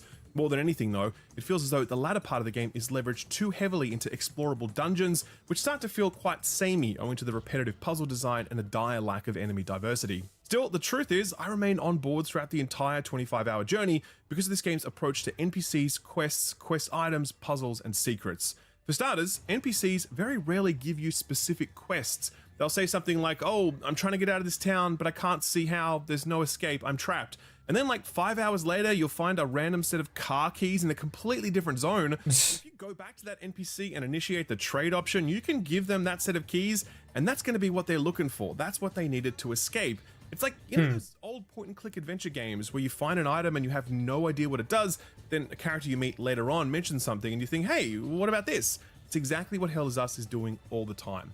And that's just the side content, when the core quest is just as centered on that stuff as well. NPCs will give you directions based on a compass, or they'll tell you to look for a house in a village that has a satellite dish on it, or they'll reveal some hidden compartment within the APC that you're driving around that's been under your nose the entire time. The warning. So I feel like in this game, you're definitely going to need a pad of paper and a pen to write shit down and try to memorize, unless you keep a journal in the game. That was very, very real. And everything from where to go next to how to solve the next puzzle, it's all surfaced organically, and it requires you to pay attention, because if you don't, you're going to miss some vital clue and you'll spend the next 30 minutes spinning your wheels. The menu does provide some help in this regard, but again, you have to work for it rather than tell you what to do next. Your journal tracks what you have done, allowing you to review clues and evidence so that you can make an educated guess as to what your next move should be.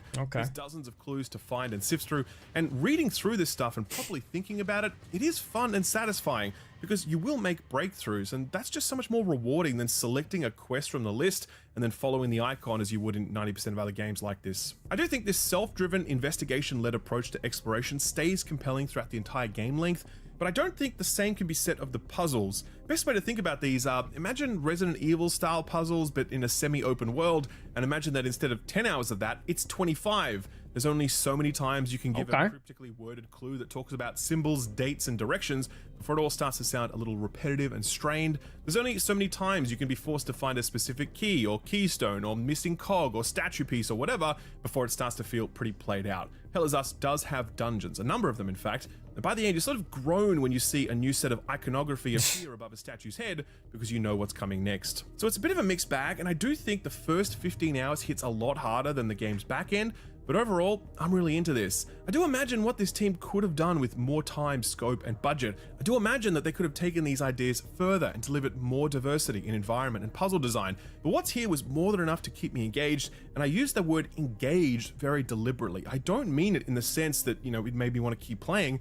I mean it in the sense that I had to pay attention, and I had to keep paying attention, otherwise I wasn't going to get anywhere. In an era where so many of these sorts of games feel like they play themselves, I was happy to be challenged by settings, quests, and puzzles that asked me to properly look at them and think about them, and as imperfect as it often was, I take this stuff any day of the week over the more common alternative. Hell yeah.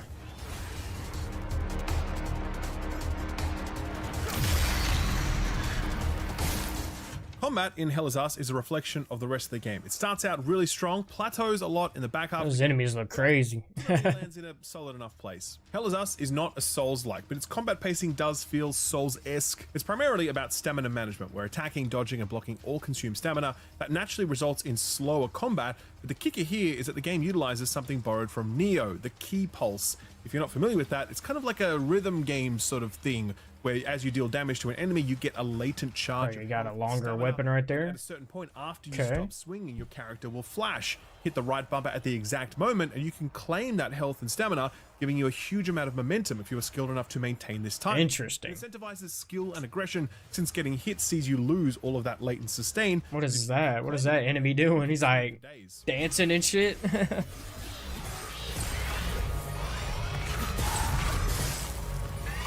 You only have a single basic melee combo to rely on for each weapon, as well as a charged heavy attack which can't be weaved into your regular combos. These things being as simple as they are, combat depth comes from your drone and rune abilities. It's a very flexible system that allows you to slot up to 4 abilities into your drone, stuff like a big plunging attack or a whirlwind attack, etc., but also 4 runes into your weapon. On the rune side, there's actually a lot to choose from, since there are 4 rune categories with dozens of unique runes to choose from, but they all adhere to a mechanical theme, like the red Rage runes will displace and stun enemies, while the blue Grief runes will focus on AoE attacks, and the yellow Ecstasy runes will actually damage you in return for Ecstasy, what the? further incentivizing you to nail that key pulse timing so you can keep enough sustain. Honestly, this drone and rune stuff is so good that if you were to make a sequel to Hell Is Us, you wouldn't need to add or change much of it. It's really, really good stuff. It's just very let down by the other aspects of itemization, progression, and in particular, Enemy AI is kind of weird. Kind of sits there and dances around. design. First of all, there's only a handful of weapon types here, and while they each have their own They're not really sets, super the absence of aggressive. more complex combos mean that weapons lack identity beyond the greatsword having more reach, which kind of became a go-to for that simple reason. The fact that you can craft weapons so they can take whichever rune type you prefer further reduces weapon identity. The crafting and progression stuff is one of the more disappointing aspects of the game. It's very linear, numbers go up, weapon progression. It's not like they become more interesting to use the higher level they get. It's basic, serviceable RPG light stuff where a bit more depth would have been nice. But also, I'm not sure how much of a difference it would have made given the game's biggest overall weakness, a dire lack of enemy variety. There's two categories of enemies in this game. The first are these white mannequin looking dudes, and there's only 4 of these, and honestly, they don't really present much of a challenge on their own. They each can play host to the game's second enemy type though, which are these big blocky mess of pixels that look suspiciously like See, their mannequin hosts are invulnerable while tethered to these knack enemies, and multiple mannequins and knacks can be up and tethered to each other at the same time.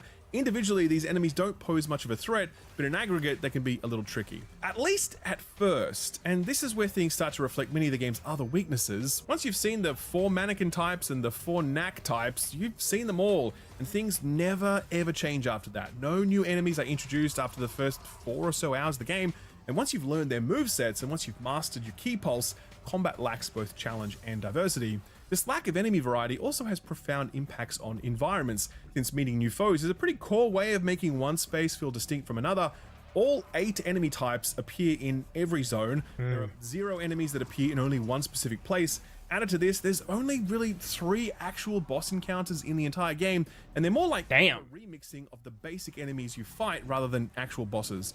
Earlier I said that if you were to make a sequel to Hell Is Us, you wouldn't really need to touch any of the drone or rune stuff because it was great, but you would have to basically completely rethink the approach to enemy design, enemy diversity, enemy placement, and bosses, because despite some decent fundamentals that carry at some distance, combat is easily the weakest and least interesting part of what is otherwise a pretty compelling package. It's not gonna be a perfect game. I mean, it's only a AA game. Yeah, because I noticed the enemy AI kind of seemed to kind of stand there, but this one kind of was pretty aggressive. Not a huge variety of enemies, but other than that, man, the game looks pretty cool. I like the concept of like not having it hold your hand, you kind of figure it out on your own type stuff. That's pretty cool. Pretty cool stuff. So, oh man. There was another article here about Code Veronica X remake. I think this was, yeah, August 25th, but I forgot to read this on the last stream, and I wanted to go over this and see what's going on. Because if I'm not mistaken, isn't Resident Evil Code Veronica X going to be the next remake that Capcom's going to release? Check out Ill. Oh, yeah. You right. Ill. It's called Ill. Is it the game?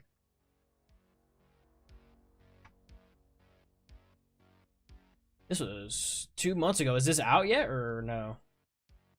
Just the same trailer. We'll watch both of them.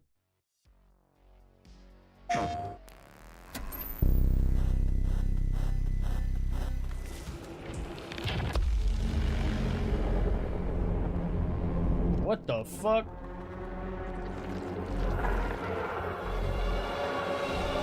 Hell no.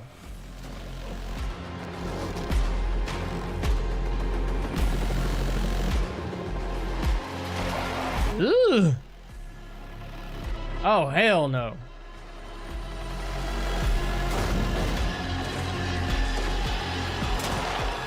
Damn.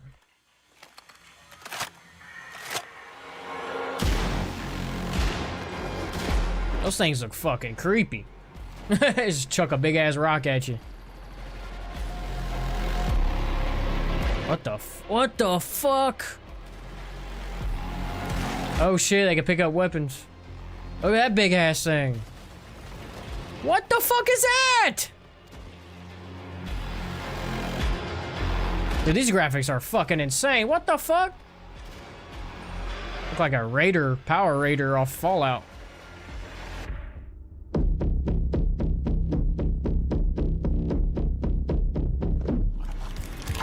What the fuck?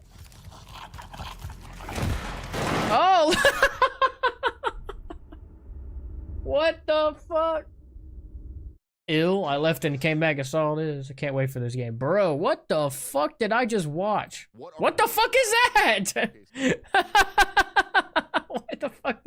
Why the fuck did this automatically just play? Why is he dressed up as a clown? Okay. Oh my god. Alright, this is another trailer, or is it the same trailer?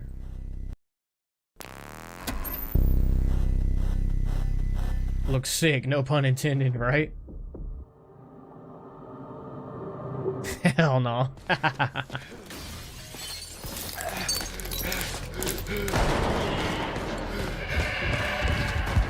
What the fuck? What if this is in-game or if it's just like rendered? Dude, fuck all of that. I'm sorry, but if that thing was chasing me, I'm offing myself.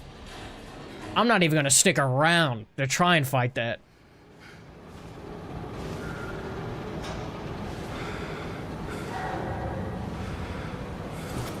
Damn, so this is gameplay?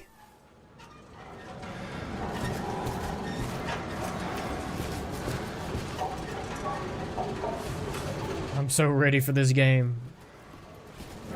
Dude, this is crazy looking.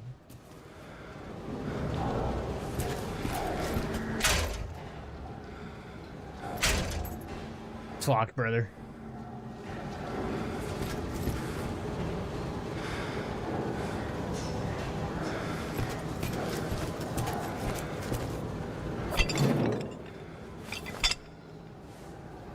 This is like hyper realistic. Bust that lock off. There you go.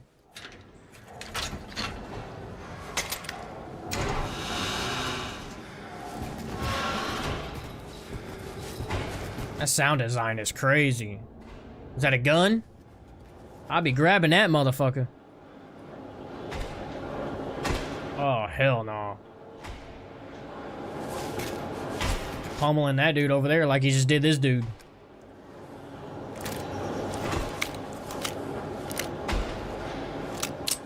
Fully loaded. Run it. Bust his ass. Oh no. Oh no.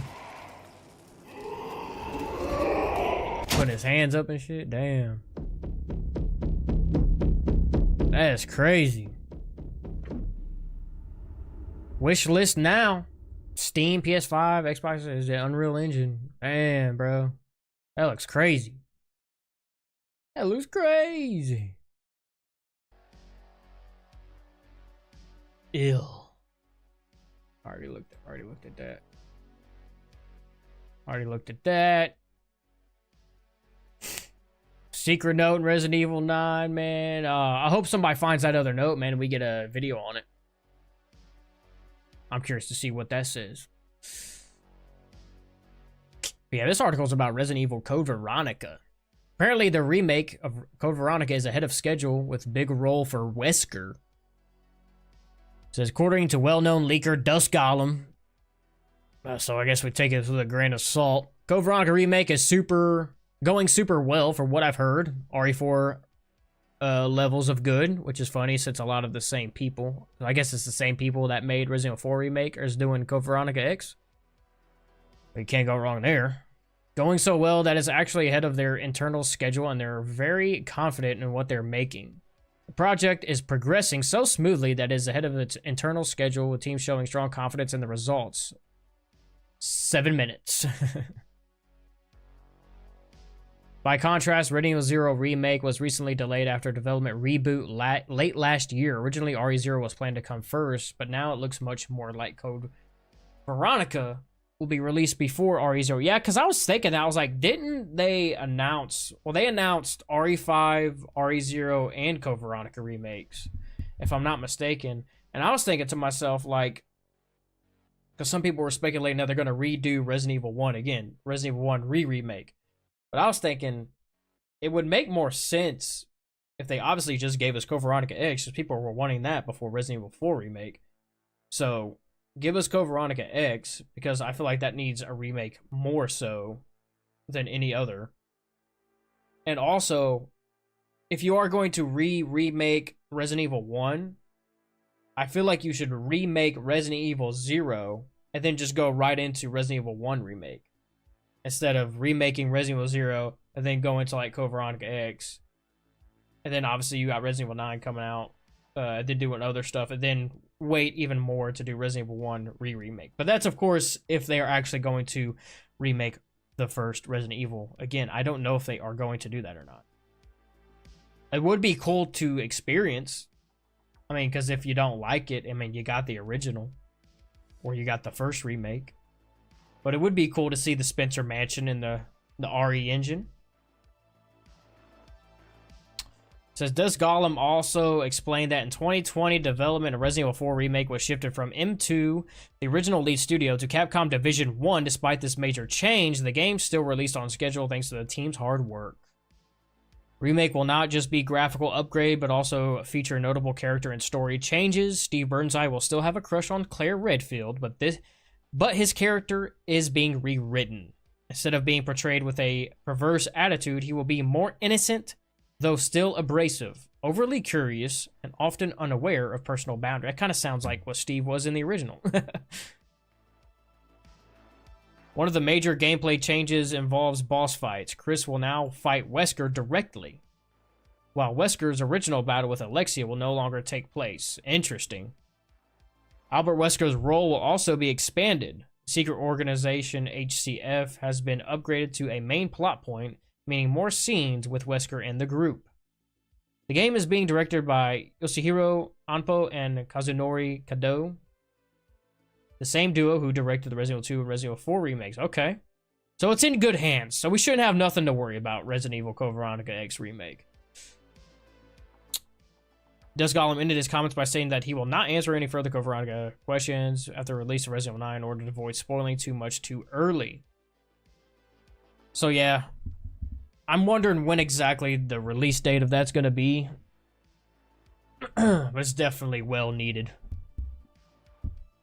I also read somewhere, I can't even find the tweet, but like he was talking about like Code Veronica X was going to be not really open world, but like more of an open map and have Claire drive a motorcycle around. I don't know how accurate that is and if I would even like that.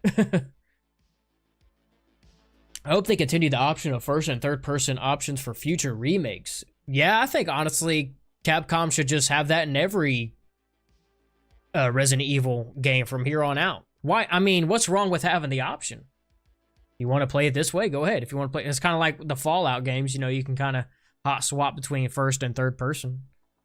What I was thinking is, would be cool is that if they would just give us the option of first person, third person, and fixed camera angles. That would be cool. Maybe I'm asking for too much. I mean, at least we're getting the option between first and third person. My PC would not like that. What would it not like? But yeah, I am also curious how they're going to do Resident Evil 0 remake. What are they going to change, you know, or what are they going to add? Very interesting. Maybe this was the tweet. Keep in mind, further out in time, we get at least certain things are, but as of this moment, their broad goal, we're roughly looking at this. Resident Evil 9, February 27, 2026. Code Veronica remake, Q1 of 2027. Damn, you think Code Veronica X is going to be like a year? I mean, I guess that would make sense. and Zero Remake 2028, and then RE10. It won't be called that, but 2029 if all goes well in development. Yeah, so, and he also said something about, they're not even going to bother doing a Resident Evil 5 remake anytime soon. If I'm not mistaken. Yeah, said Resident Evil 5 remake is not in development of any kind right now. I do think it's an eventual thing in big part because fans vocally want it, but just not in the cards right now. Resident Evil 0 remake is in development right now. The open world, hopefully my PC doesn't turn into a fighter jet to burst into flames. Yeah, I don't know if they're going to do like full-on open world. I don't know if Resident Evil is ever going to go that way. People speculated that Requiem could be, but I don't know. It's talking about like Claire was going to ride her motorcycle around. I don't know. I don't know if they would do that. I feel like that would take away from the vibe of a Resident Evil, especially what was a more of a classic Resident Evil title.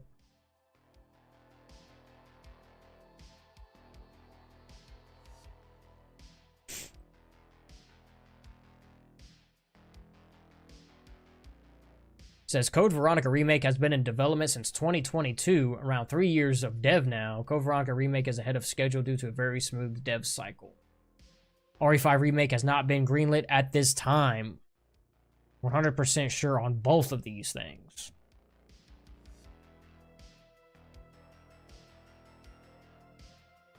Yeah, I was just looking at his tweets, see if we had anything new. Or speculate of anything new.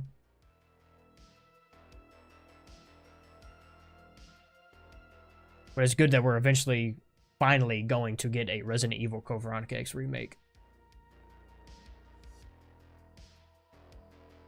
Ugh, alright. I'm gonna go use the bathroom real quick and we'll be right back.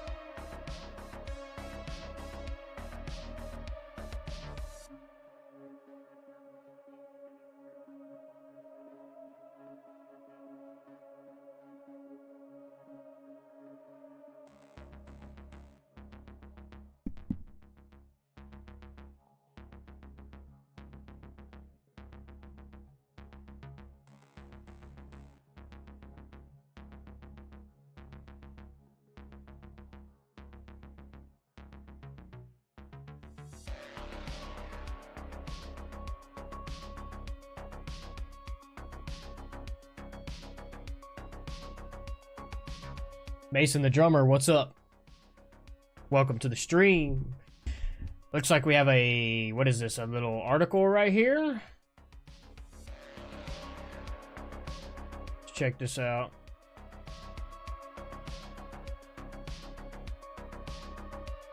Says Resident Evil 9 Requiem Nakanishi's statement can't say anything else about the game's story or the characters that will be revealed, but I can promise you that there is someone you are looking forward to. Really? Really?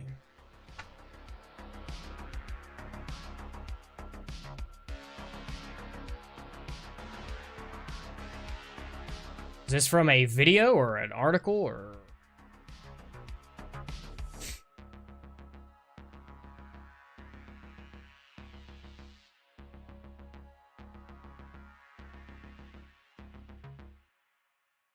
Is this translated? もし現段階では、ゲームのストーリーですとか、どんなキャラクターが出るのかは、We actually got a microphone on him.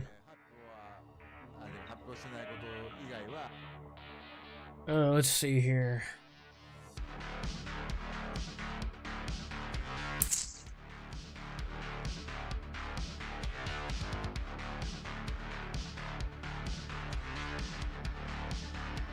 Auto translate. I don't know if this is gonna pick up anything.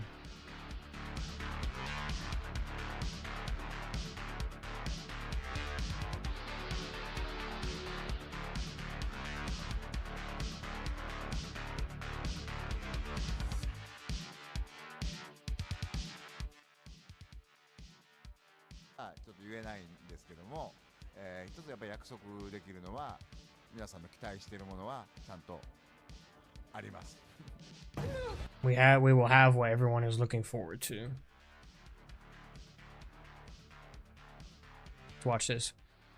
I don't know what the title of this is, 'cause it's in a different language, but apparently we're gonna watch this and see if we can get anything translated.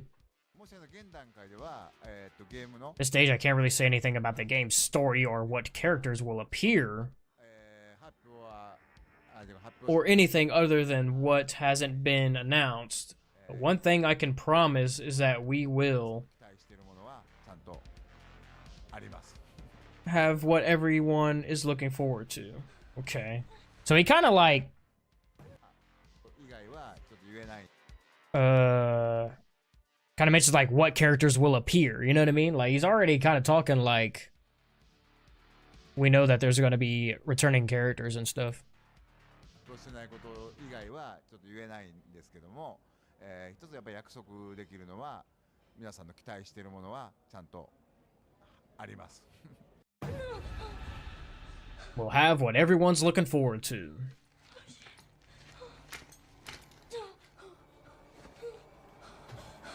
What is this?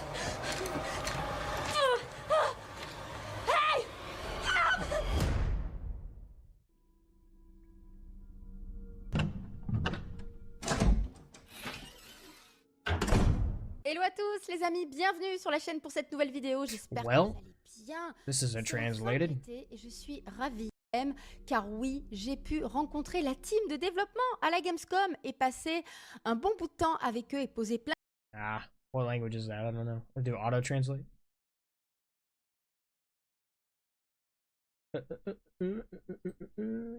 Auto translate. de questions sur le jeu. J'ai eu la chance, comme vous le voyez, de rencontrer à nouveau Koichi Nakanishi, le directeur du jeu que j'avais déjà rencontré à l'époque de Resident Evil 7. C'est lui qui va réaliser Resident It's Evil. not translating.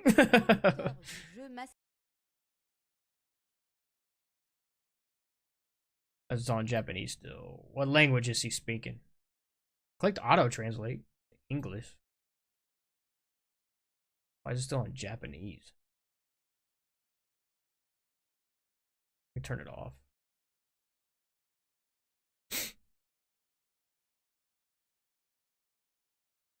Japanese auto generated. Why is it doing that?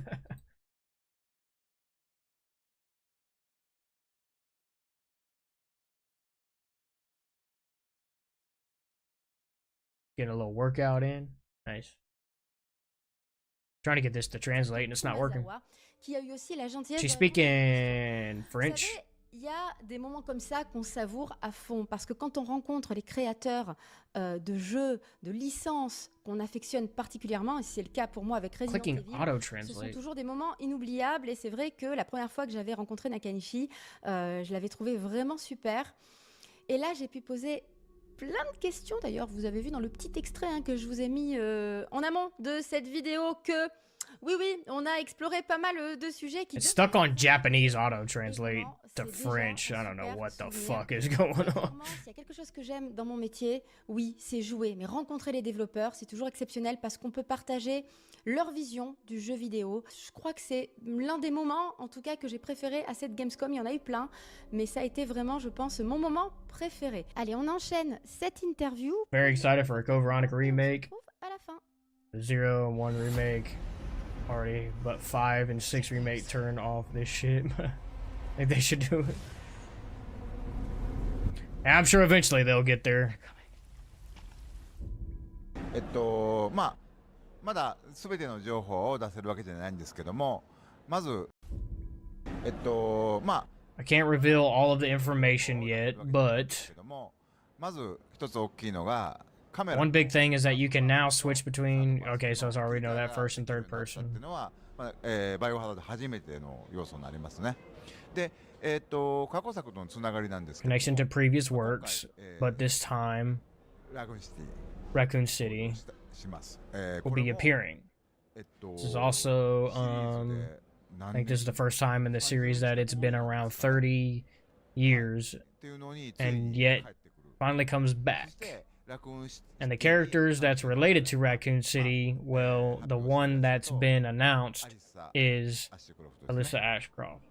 So he's saying that there's going to be more than one character that's going to appear in this game related to Raccoon City, but the only one that's been announced is Alyssa. So he's low-key confirming that there's going to be other characters again, bro. そしてラクーンシティに関係のあるキャラクター、そしてラクーンシティに character 関 that's 係のあるキャ related ラ to クタ Raccoon ー、 City. 発表 Well, され the る one やつ that's been アリ announced. サアシュ See, he didn't not say, well, the one that's been announced. So there's going to be other characters coming into this game related to Raccoon City. ですね。とか、Choose your words carefully, Nakanishi. バイオハザードのルーツであるラクーン Once again, in the Raccoon City incident, the umbrella painting that is the root of Resident Evil. Resident Evil 0, 1, maybe yes. Should I? Code Veronica, I really do want to see Outbreak remake. But we'll see. Yeah, I hope they redo Outbreak. I feel like Outbreak was way ahead of its time with the online stuff, and like I feel like that game would thrive so much. I feel like it is, if Capcom isn't planning to do an Outbreak online Resident Evil, that's just a severe loss on their part. 過去のタイトルでいうと、僕は前作はバイオハザード Speaking of past titles, I played the previous title, Resident Evil 7. Was made with the concept that as long as it's scary, it's fine. So it was made just to make everything scary.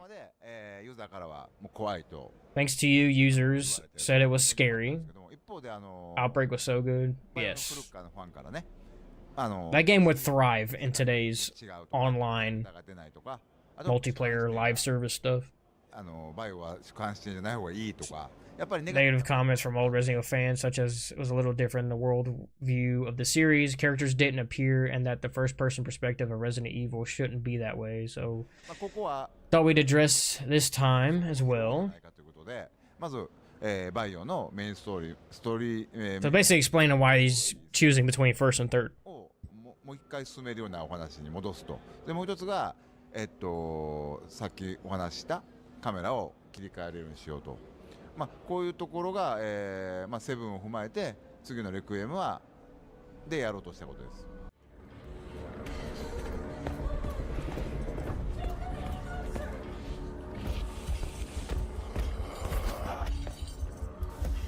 Turn the lights on and burn that bitch! Oh, that looks creepy. We'll actually see her burn and shit. Look, she's like, don't know where to go. She's like stuck. You figured she'd react more aggressively. What the hell? She's kind of like confused.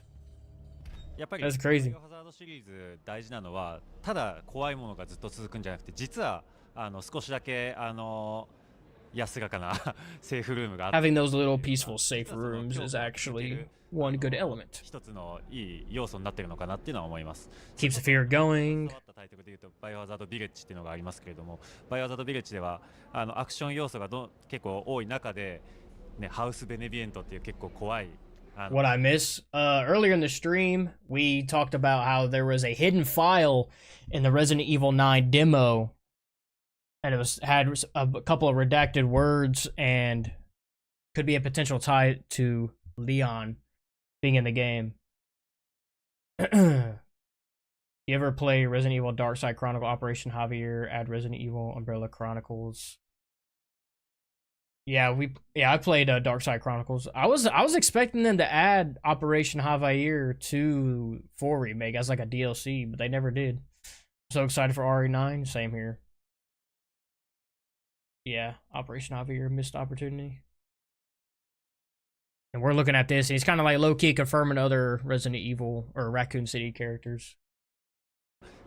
少し差し込まれることによってそこの恐怖っていうのが少し格段に上がっていったっていうのがあったと思います。まあ、このデモのシーンはグレースは本当に戦う手段もなくて初めての、もうわけのわからないクリーチャーに出会う恐怖体験を、まあ、そういうシチュエーションなんですけども、まあ、彼女も、いろんなこの先ねゲームで経験していく中でやっぱり成長していきます。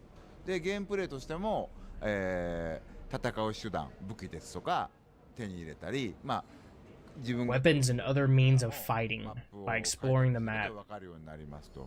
でそういう意味ではグレースも、ゲームの中でどんどん戦えるようになっていきます。でまあ今の Grace will become more and more able to fight in the game. So, well, right now in the demo, it's a little hard to imagine because it's so old. I wonder if that's a mistranslation. But on the other hand, I think the appeal of Requiem is that the player can watch over this reliable Grace and experience overcoming challenges together with her. もうギャーなんで想像できないかもしれないんですけど、逆にその頼もしくなったグレースを、まあ、見守るというかね、一緒にプレイヤーはその乗り越えていく経験ができるっていうのがレクイエムの魅力かなと思ってます。やっぱり新しいことに挑戦していくっていうのが大事なのかなっていうのは今のディレクターのコメントともあまり変わらないんですけれども、この、レクイエムについても、まあ、今の形になる前はいろいろオンラインのね、プレイスタイルとかマルチ It says we're testing a lot of online features. ね、プレイスタイル Things like playstyles and multiplayer, and いろいろ検証して、really keen to try new things. 趣でそういうのを挑戦はしてたんですけれども、はい、やっぱり挑戦は大事なんだなっていうのは I think that challenges are important after all. Because then they say there was initially going to be more of an online game.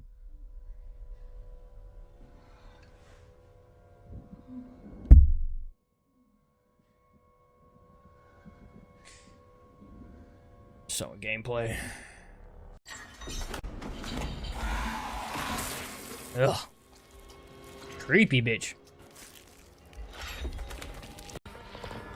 もし現段階では、ゲームのストーリーですとか、もし現段階では、ゲームのストーリーですとか、どんなキャラクターが出るのかはちょっと発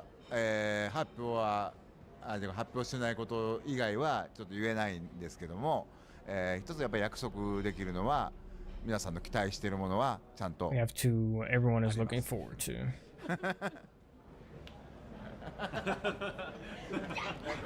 Like he tried so hard not to like spoil anything right there. そのあたりはぜひ発売してからプレイいただきたいなとは思ってるんですけれども、はい、まあ登場することは間違いは。Let's say, love for you to try. そのあたりはぜひ発売してから。Said no doubt that he will appear. What? そのあたりは I'd love for you to try out the gameplay once it's released. Well, there's no doubt that he will appear. Wonder what that means. Wonder if that's an accurate translation or not. Just straight up says, well, there's no doubt that he will appear. ぜひ発売してからプレイいただきたいなとは思ってるんですけれども、はい、まあ登場することは間違いはないんですけれども、はい、喜んでいただけるんじゃないかな。 I think you'll be happy with it. That's right.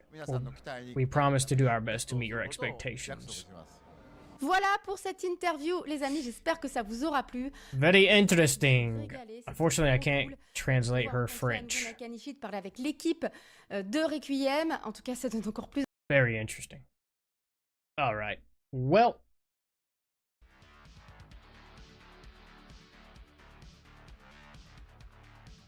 Very interesting stuff. But yeah, we saw that video that there was a hidden file, that the file is only able to be picked up or looked at or examined or whatever. It only appears when you're in the chase sequence with the stalker in the demo. It doesn't appear there. It's not like permanently there in the demo.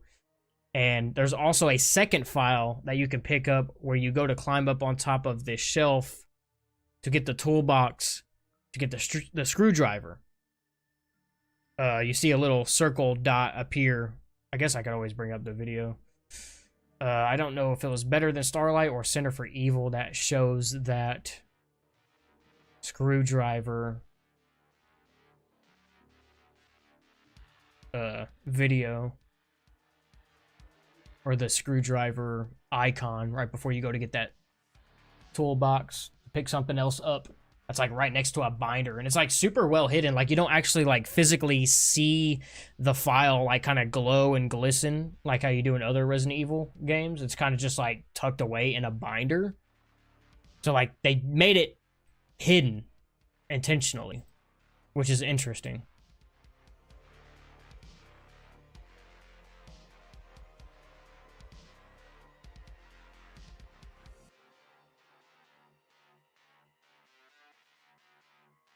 Let's see here.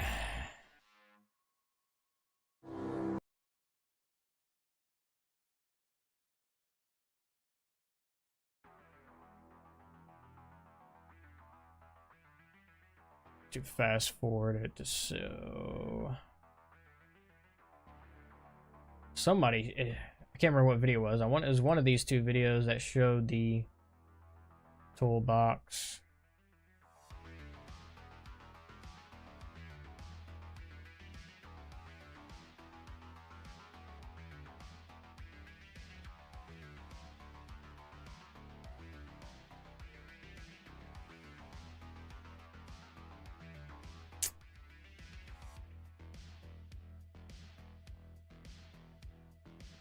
Well,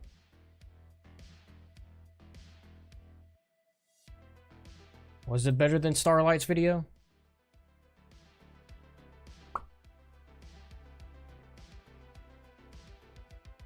Just gonna watch it again, why not?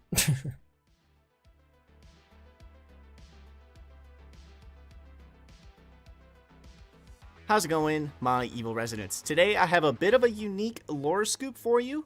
I had the wonderful opportunity, which I paid for out of pocket. Capcom did not sponsor anything, did not give me any money. For any of you who missed earlier. Like 3 hours in line, twice to play this demo. Capcom didn't give me a single freaking dime or anything. I can't remember if it was this video or the other video that shows her climbing up to get that toolbox, and you see like a little circle pickup icon below the toolbox. Like that, how it shows on the light switch and shit. At all, and lots of people have played this game by now at various events. Nobody's talked about this note, so I'm going to talk about it right now, and I'm going to share it with you. This won't be a super long video, but yeah, I'm wasting no more time. Let's get right into it. So the Resident Evil 9 demo, just a quick summary, is pretty much the gameplay that we got a few weeks ago. It's just that whole demo of Grace finding the fuse. So the note that I found, I haven't seen anybody talk about this. I could be wrong. I could be completely wrong. Maybe somebody has mentioned it. There is another secret note that I saw someone say that they found when you're reaching up. Where's the PS5 demo? I hope we get it at Tokyo Game Show. Hopefully they drop it. You can pick it up, but I didn't see that one. So now I'm ready to play it. I'm ready to get my hands on it. At the end of the demo, after you put in the fuse to fix the gate to go into the main area of the area, it starts like a scripted chase segment, and you have to run away from the creature. There is at this part right here that he's shown behind the bookshelf in the main T-junction area. See, I need to look at the map, man, because there's a screenshot of the map if I'm not mistaken. But for those of you who, whenever we do get the demo and we go to play, after we use the fuse, after we use the fuse, and this chase sequence starts, I'm assuming it's after the body comes out of that door, jump scares you, she grabs the bitch, takes a big ass chunk out of that dude. Chase sequence starts. Apparently in this T-junction intersection of these hallways, there's like a crate or something that has a note that's hidden, and you gotta hurry up, try to grab it and look at it while you're getting chased by this chick. I don't know if you go to pick up the file, if it pauses the game. I don't know. But just like Village. But so that way we know when we get the demo, just in case if the demo's freaking timed or something. I hope it's not. Playing any of the Tony Hawk Pro Skater video games? I haven't played those games in forever. I have played those a long time ago. Nearby where you spawn, it's like if you go across the one hallway, on the other side is the like prep room where you get jump scared by the dead guy, and there's a big red light in there. Really hard to see, but that's a fucking picture in the video. I don't know why I'm explaining it as if I can't put a picture in the video. I'll just put a picture of where it is in the fucking video. It's behind a bookshelf in a binder, and a lot of stuff in the note is blurred out. There's a big segment in the middle where it seems like long segments of sentences are blurred out. I did count all the asterisks. And this is what it says. This is translated from my memory. It's most definitely off. The first two lines are accurate, and the first two lines are accurate. So the who the letter is to and who it is from. Those asterisks are 100% accurate. The rest of them are kind of like, just a guess. Everything in the middle is kind of iffy on how accurate it is. I got like the main meat of it, basically. 2 security chief of staff, and then 6 asterisks. From 7 asterisks. Says your Project Wesker video was great. Thought the same thing about that, dude. Yeah, I see that video is getting quite a bit of traction. Adriana, I do not know how to say your last name, so I'm going to leave it at that. But I appreciate you watching. Appreciate you tuning into the stream. Shout out to everybody watching, by the way. What name has 7 asterisks in it? That's right, Leon Kennedy. Kennedy has 7 letters, 7 asterisks. Yeah. I'm 90% sure Leon is in this game by this point. I've been someone that isn't super hyped for Leon. I mean, to play devil's advocate, just because he's mentioned in a file doesn't necessarily confirm he's going to be in the game. It could be just a reference, could be just a mention, but one could speculate and one can theorize that I hope he is in the game. It'd be a disappointment. Return. I've never been the biggest Leon fan in the world, and he just got 2 games. I'm like, whatever, sure. I mean, what other last name would be 7 letters? Because we said Burton, that's 6. Wesker 6. Burton, Birkin. I'm trying to think of like 7-letter last name. Trying to think. Saying it with Leon, whereas with Chris, they're like, no, he's not in the game.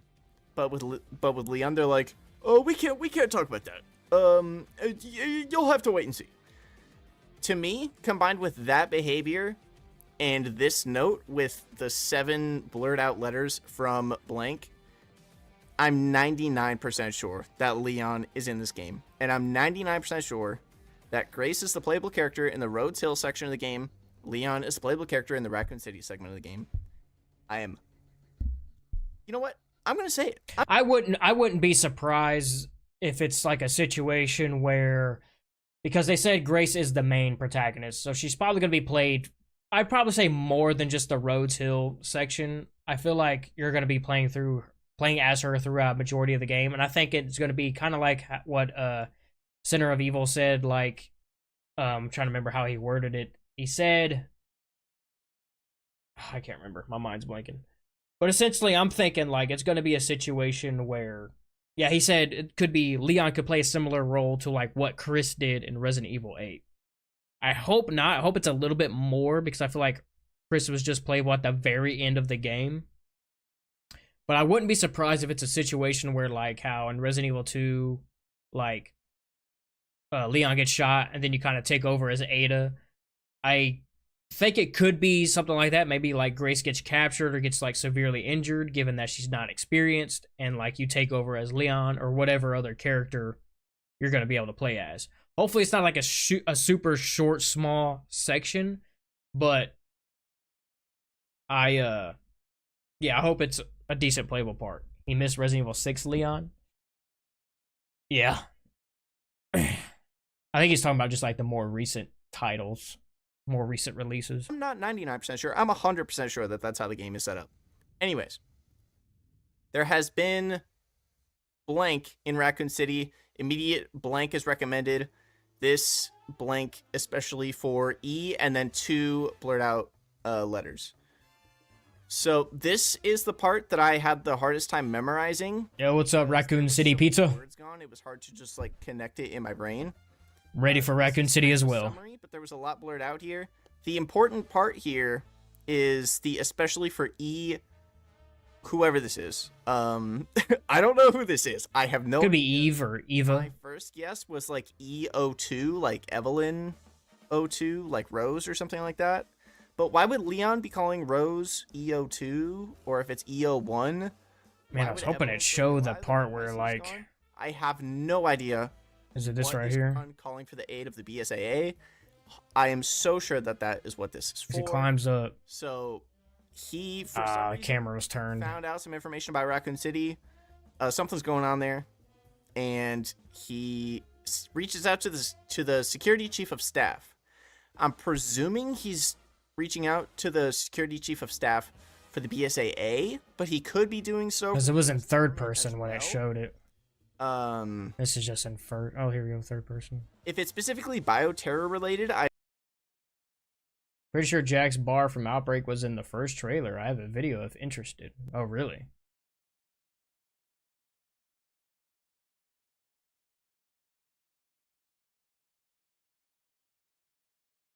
I tested this. It only appears in that last segment. I'm a Sihi secret scoop in the world.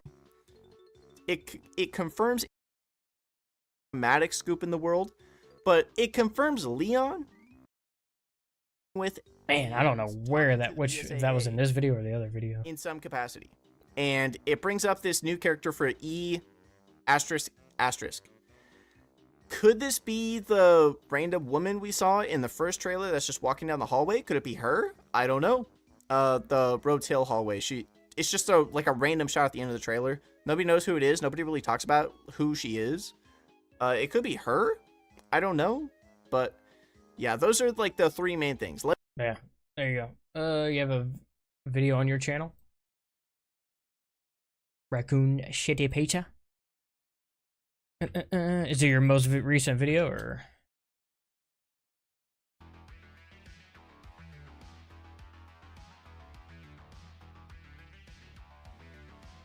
Yeah, man, there's 2 hidden files in this game, in this demo. And I'm curious to see what it's about.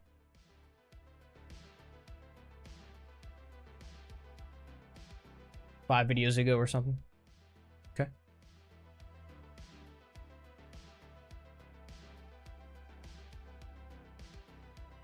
Jack's bar returning in the Resident Evil 9. Hey guys, Raccoon City Pizza here, and today I want to talk about something that I don't think anybody else has brought up yet, and that is this Jack's bar from Resident Evil Outbreak and the Resident Evil 9 Requiem trailer?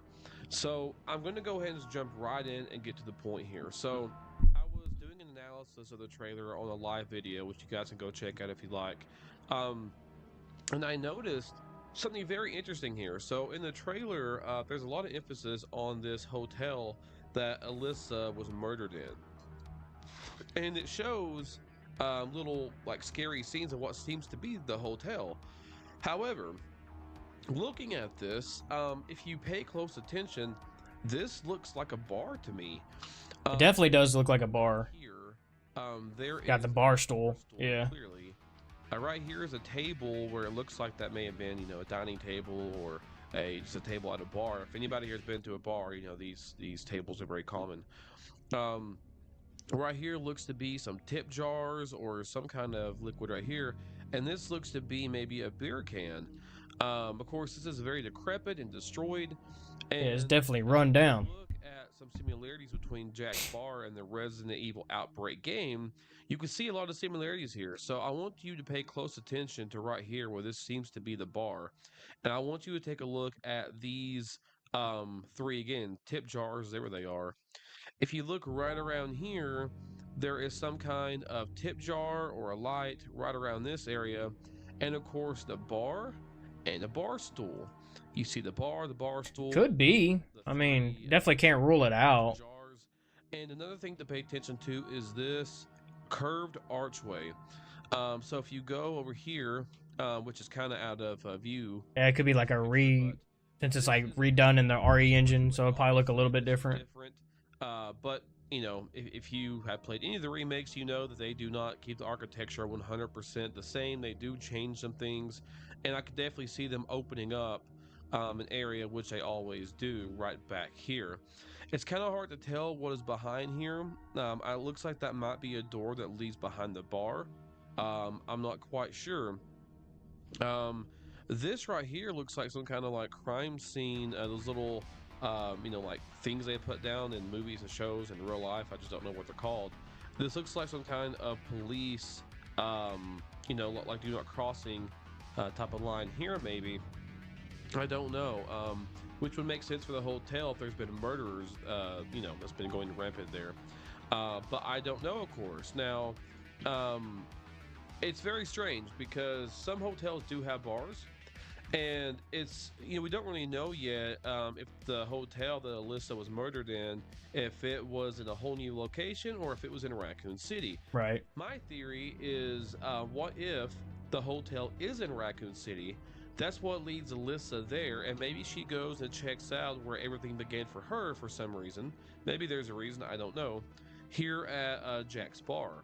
And if Capcom is doing a Resident Evil Outbreak remake eventually, they could kind of use this as a basis of, you know, well, recreating it in the RE engine before it was destroyed by the bomb in Raccoon City. Yeah, I mean, they've done that before. Because this place has obviously been abandoned and destroyed for a very long time here.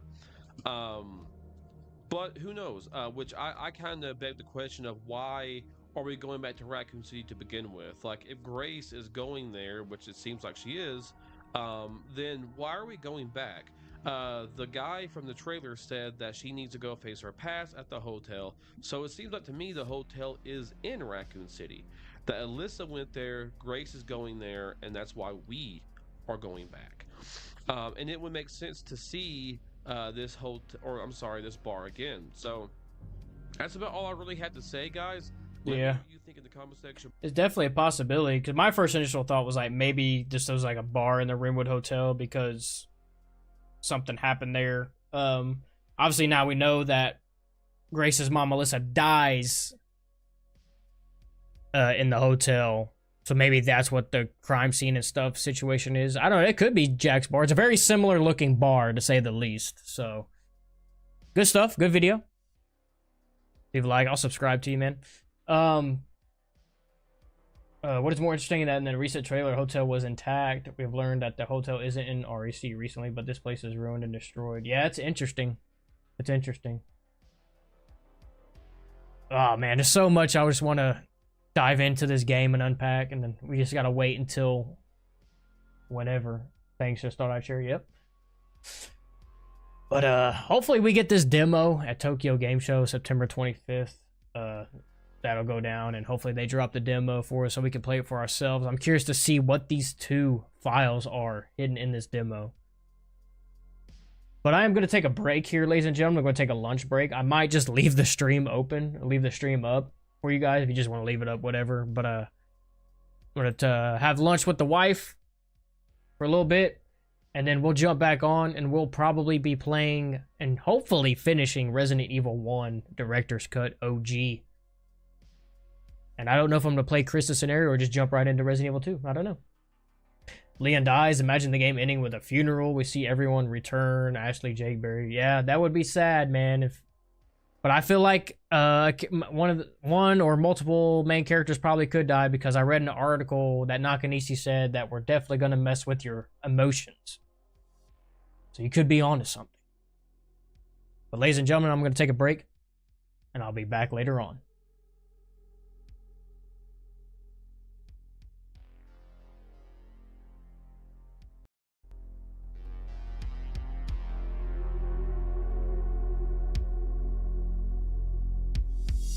If Leon dies, I die. I see your shit, brother. Stick around, man. We'll be back. Don't go nowhere. Leave the stream up.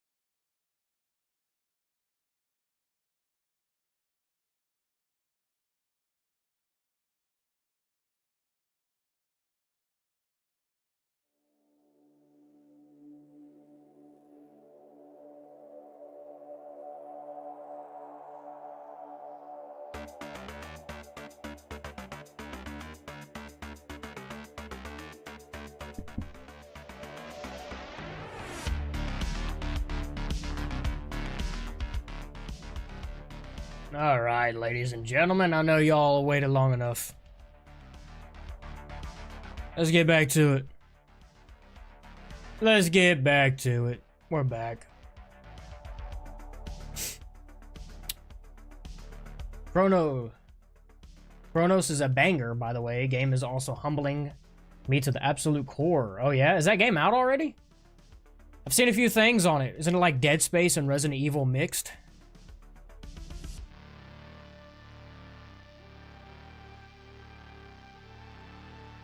I don't know if that... or is there like a demo?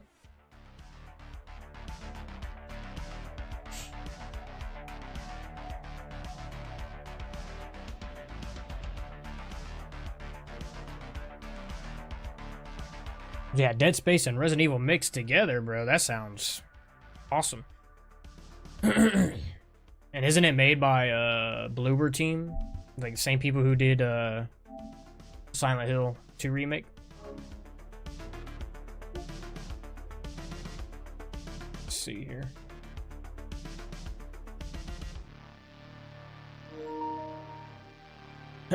What is going on?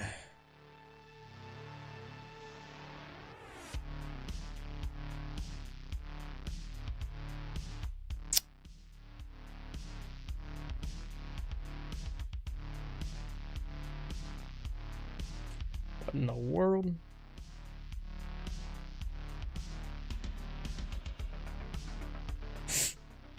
All right.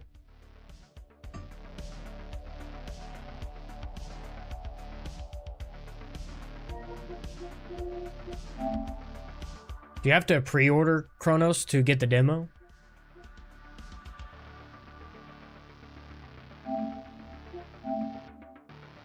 Let me check the release date for it.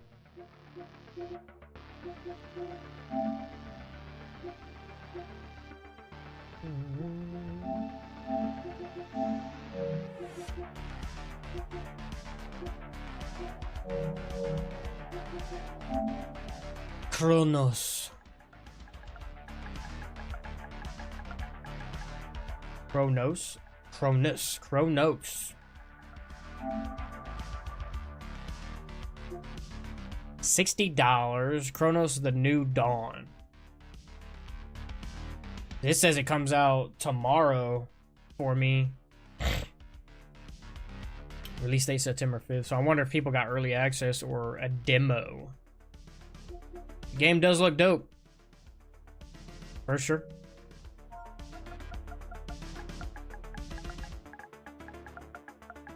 Games are just so expensive these days, man.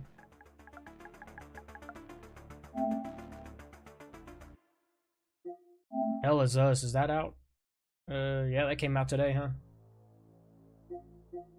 $60. See, someone tried to say it wasn't a full price game. I mean, just because it's not the $70? I don't know. I feel like $60 still considered full price.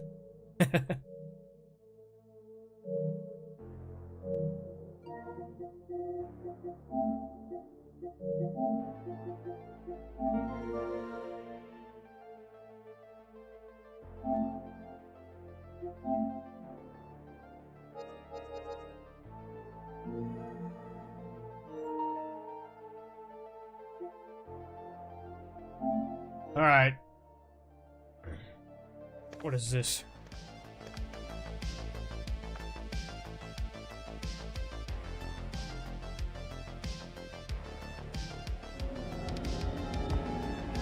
Say we continue our Resident Evil 1 OG playthrough.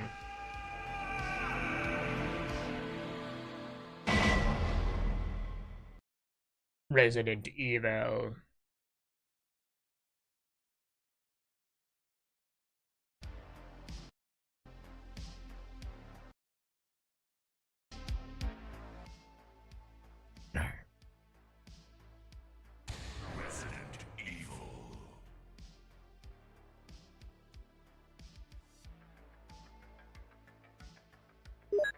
Where did we leave off after? We still in the caves, or what were we at? Try to remember where we're at.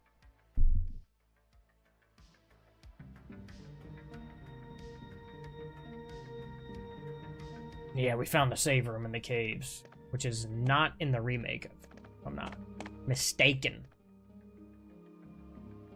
Get this blue herb, we might need it. Off chance we get bit by like a spider or a snake or something. Alright. And our box is full of shit. Question is, do I still need this crank? I can't remember. We got the shoddy. Do we have any shells to go with this?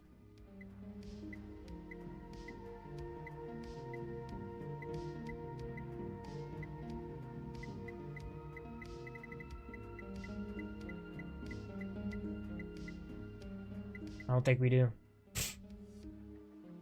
You know, we just saved, so let's just figure it out. You know what I mean? Let's figure it out, baby. Ugh. Oh yeah, there we go. Speaking of it, it's the snakes. What's in this room right here?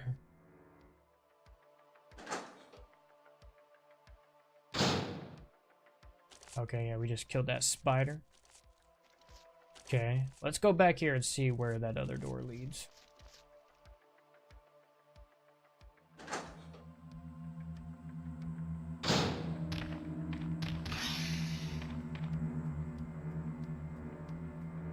Let's see where this leads. Okay. An elevator. This might be the way to go.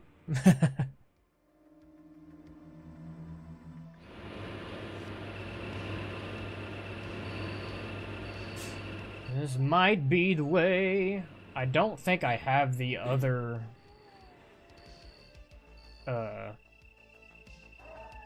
metal though. Do I have both metals? I think that's what I need. Lots of herbs up here. Might as well grab them. Got the inventory space.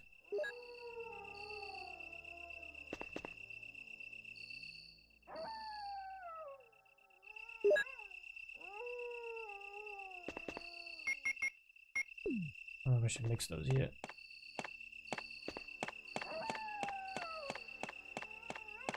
Does it just take one metal? Or... Hang on, I'm confused. Picture of an eagle carved in the round hollow. And then we have this one. Wolf. Okay. I need to check my box. Check my box and see if I have both metals or not.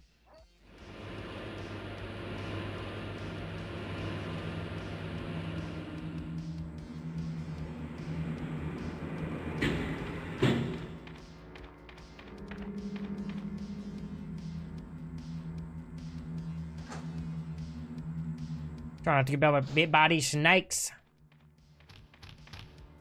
I don't think this is the right door. Shit. Was not.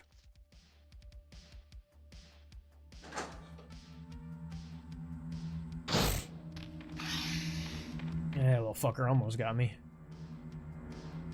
Little fucker almost got me. Okay.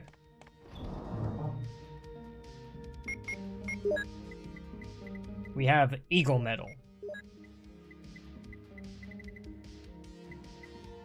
And a bazooka.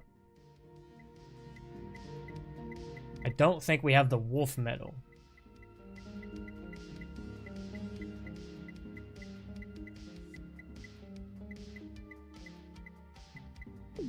I'm just gonna wait until we get the wolf metal.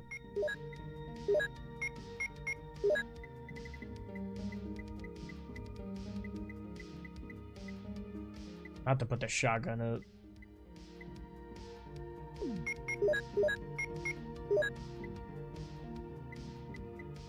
Lots of flame rounds.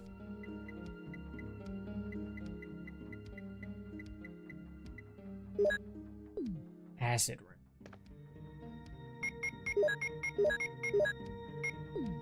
Should we roll with acid rounds or should we roll with the regular?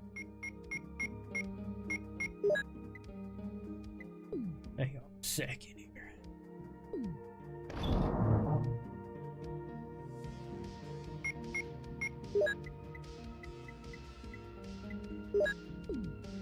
Also got the Magnum.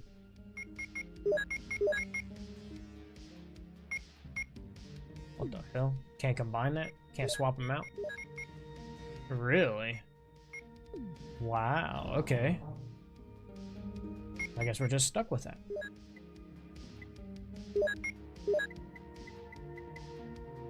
More Magnum rounds. Holy shit, can we combine those?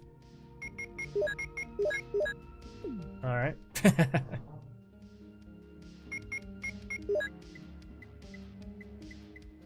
Got 2 combat knives.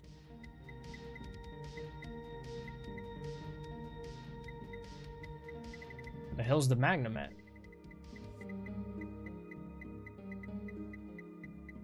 There it is. I should probably save the Magnum for later.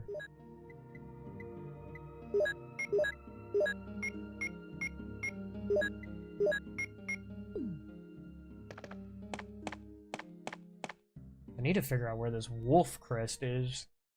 I'm trying to remember where I've been and not been. I'm assuming we gotta go back through this way. Maybe I missed a room or something?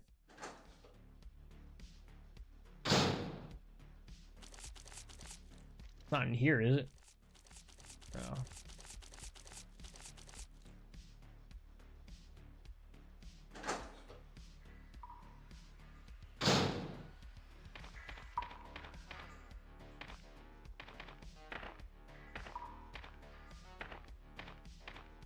We can pass through here.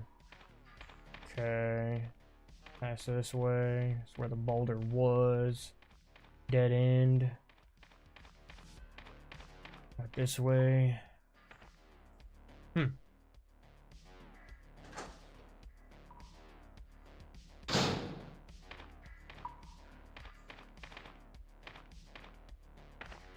I wonder if we use that crank again, if it'll turn it more like in the remake. I feel like it wouldn't. Huh? Maybe it opens up a way to the left?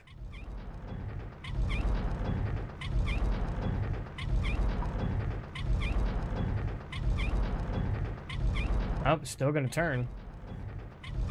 Okay. So it's not like in the remake where it has a path to the left that opens up. Well, why would you want to do that? I just... Okay. Can't use it here. Fantastic.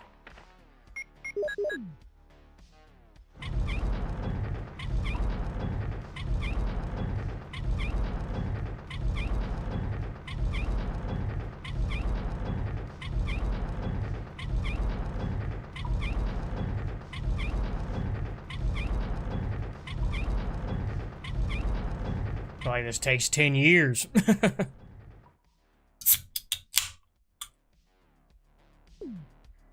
Fantastic. Making sure I didn't miss any rooms. I'm trying to think of like, where do we go to get that? Wolf Crest. Isn't it in another book? Holy shit. Fuck. Let me just go through here. Well, I should have got the Magnum because they one shot. One shot with the Magnum. Okay, what's back here? Okay. What is this? Power generator, but does not seem to work.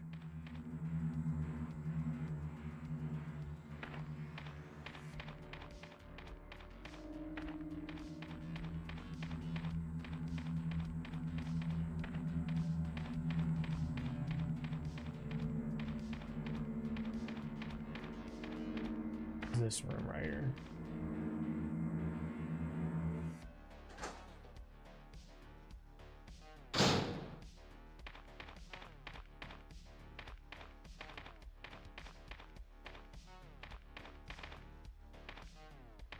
Okay, that's where Enrico was. Okay.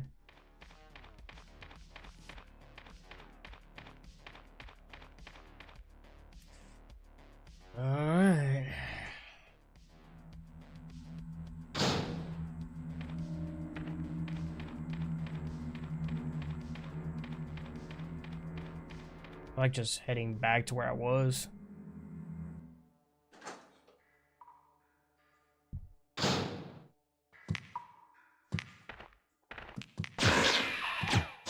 Oh, they're one shot with acid rounds. Okay, that's nice. Okay. Did we go through here yet? I cannot remember anything from our last playthrough. The hell? Wouldn't I just go through here? The fuck? What the fuck? Is that where I came from? What is happening? I'm getting turned around here. I think it just goes around and spits you out the other way. What the fuck? We just came through there, didn't we? What the fuck? Right. Okay, this is fantastic.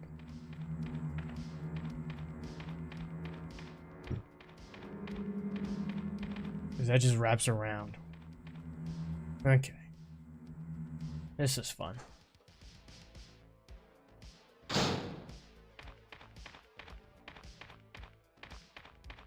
And this is Enrico, right? Okay.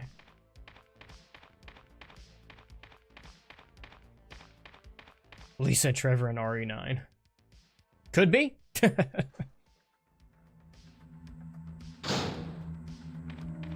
We'll have to see. Let's see.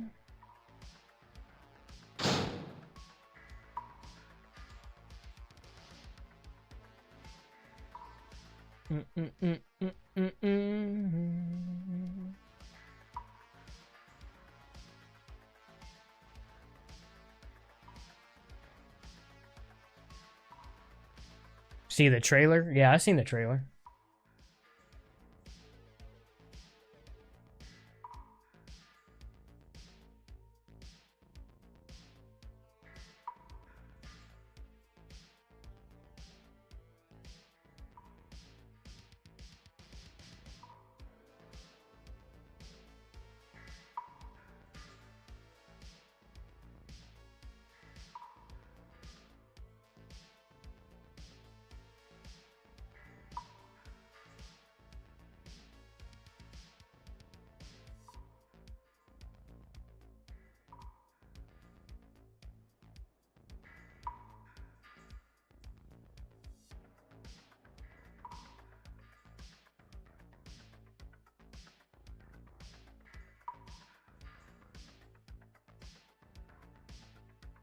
Who else could possibly be in shackles and white dress? Yeah, I mean, it begs the question, you know.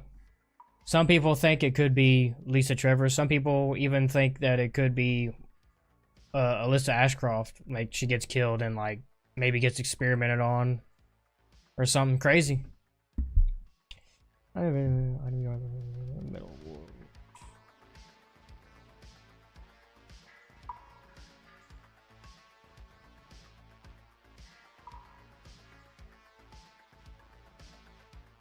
Imagine if it was Jill. That would be wild. Examine the side.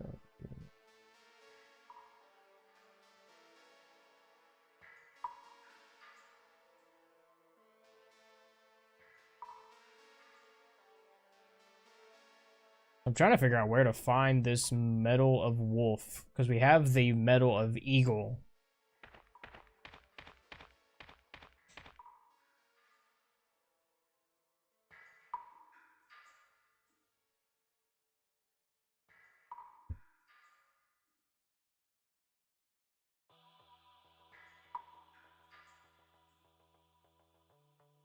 Be a chef kiss to the OG fans if it was Lisa, right?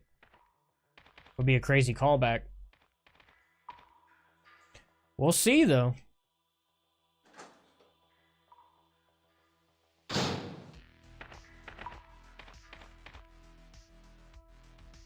think this just takes me back up.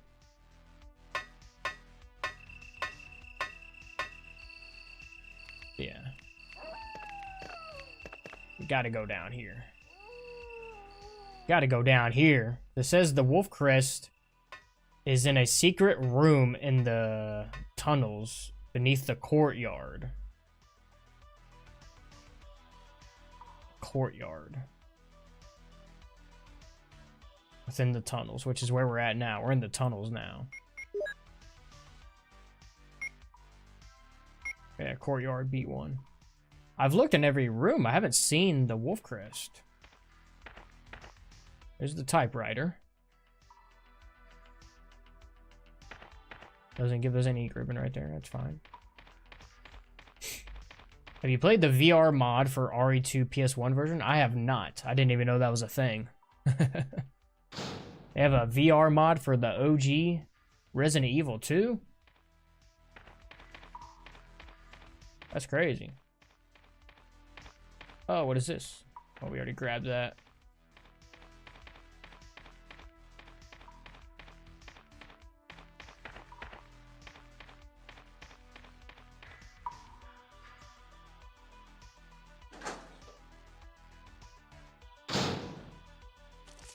Fought the spider. We came through here, and this has like 2 or 3 different rooms, but they wrap around with that big ass hole in the wall. Go this way. Snakes just spawn out of nowhere. Gotta love it. This is the save room. Okay. So. Let me double check to make sure that this metal is not... We don't need the crank. Got that Mo disc. Nothing, nothing, nothing, nothing, nothing, nothing. Go back down here.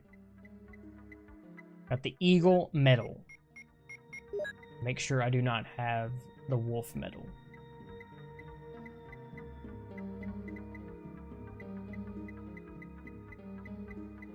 No Wolf medal. But we still got to get that.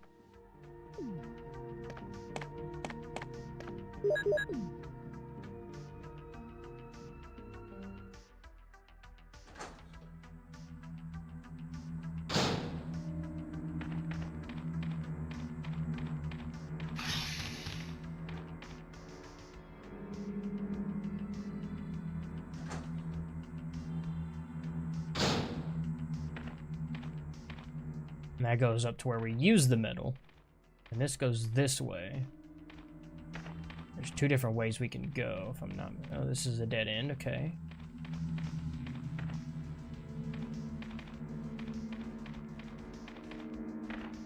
Another boulder. Does this boulder move too? Oh, okay. That's nice. Holy shit! Okay, I was wondering what was going on here. Looks like a map, too. So we do need the crank to turn this, huh? Shit.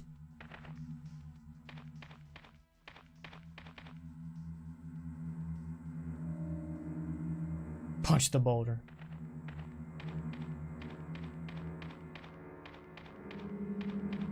Alright, let's go back to the save room. Get that crank. I had a feeling we were gonna need that crank again, but it... Alright. If we was Chris, we'd be punching that shit. We'd be punching that boulder.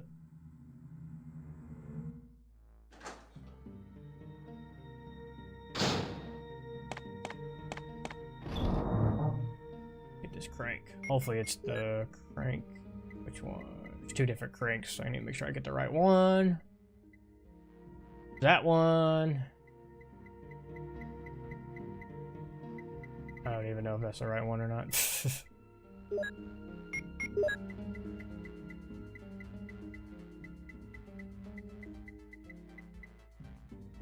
I guess that one.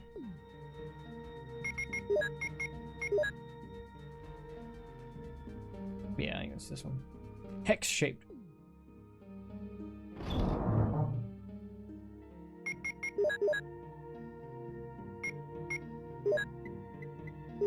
I've never played 6. What happened to Wesker's son's story end? Oh, if I'm not... Honestly, it's been forever since I played 6. I played it like once when it first came out and never touched it since. Yeah, I want to say that it's kind of just... Have you saved Barry yet? I have not. Yeah, I can't remember how Wesker's son, Jake Mueller, whatever. I can't remember how that ends, honestly. Alright. We just got that last boulder. We're about to put the crank into this to open up this secret pathway, if I'm not mistaken.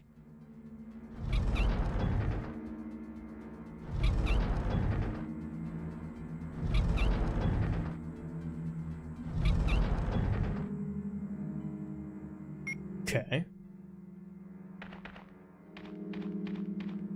And that's just like a dead end. See what happens if we turn it again.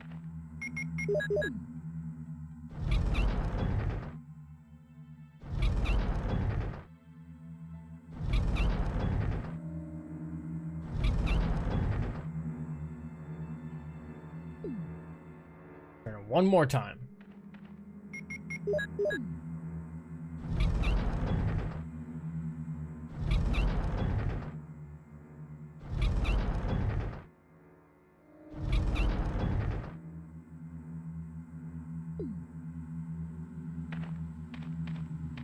Yeah, secret pathway. Okay, let's double check this back here. Make sure, yeah.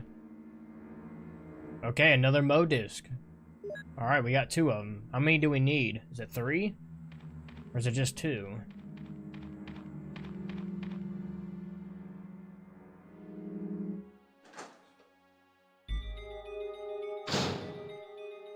What is this? What the fuck? Do we need another crank? Okay. There's a hexagonal hole.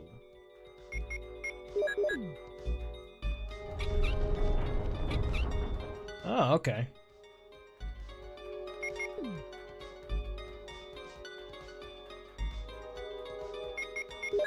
Here we can close that back up.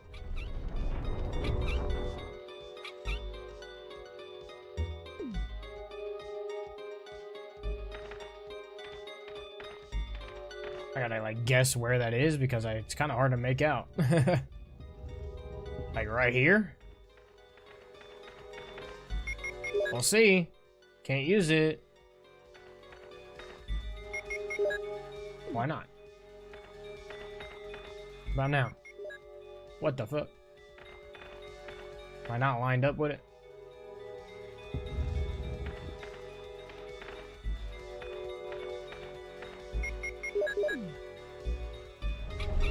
There we go.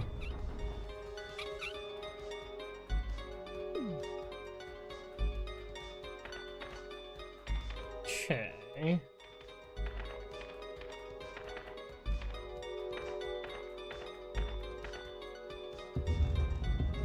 So we gotta push it to over there to the wall or something?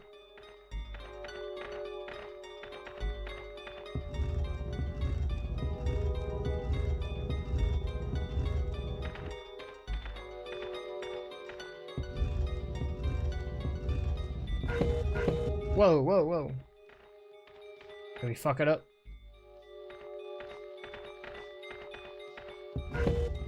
Aha!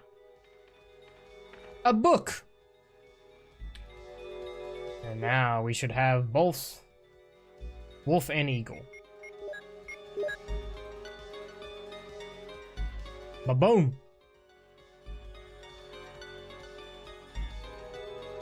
Here we go. We got it.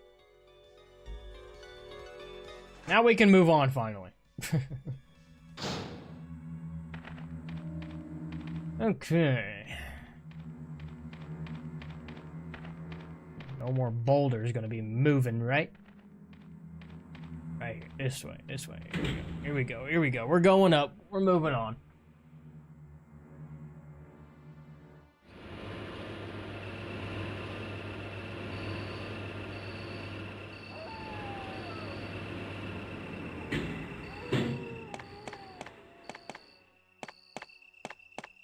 Alright, which one's this?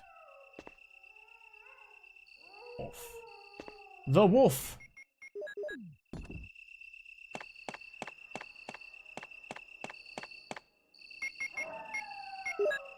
Oh, come on. Gotta be right on it. Open it up.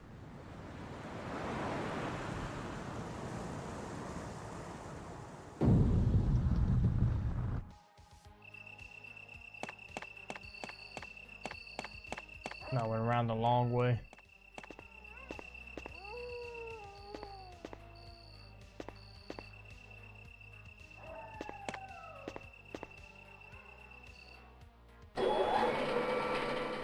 Takes us down to the lab, right? The laboratory.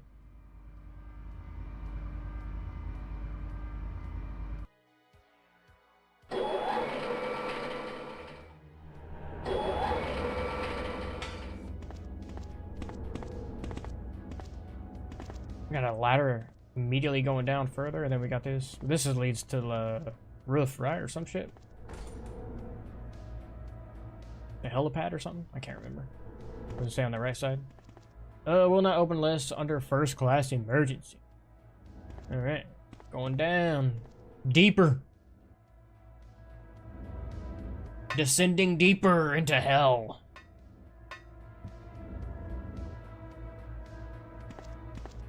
We have an item box. Put this Mo disc up for now. And I don't think we need the crank anymore. Got 3. Put the explosive rounds into this bitch. No, it's not letting me combine. You have to use them all up. Wow. That's crazy. Can't swap them out like in the remake. What did I say?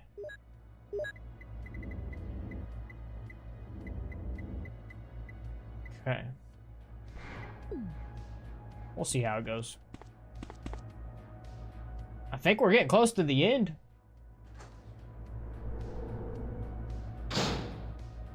Zambi.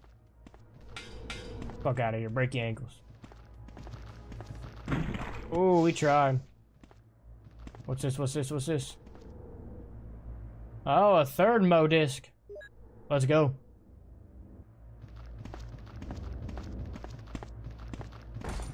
Ooh, it's locked. Ooh, crap. We might have to pop this dude. Oh, shit. Oh, shit. Oh, shit. Oh, shit. Oh, shit. Let's just get him out of our way. Let's just get him out of our way.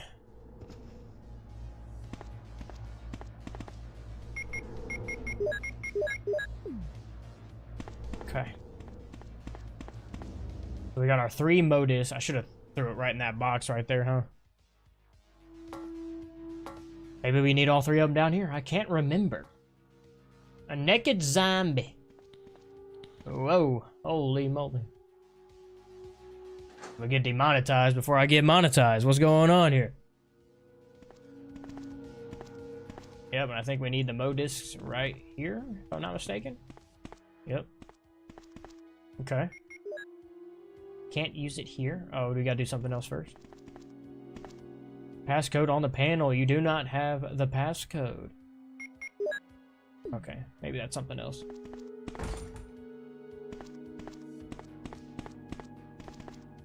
Alright, let's check this room first.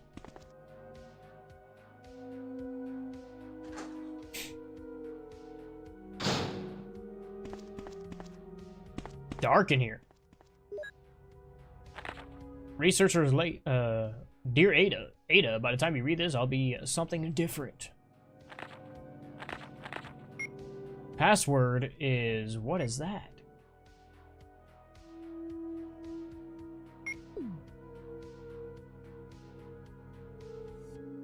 John, Ada. Move this.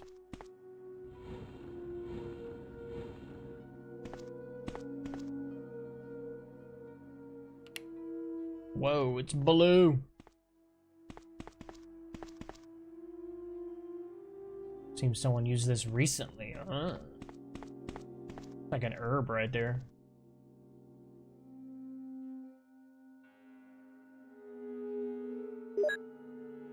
Fuck it, we'll take it.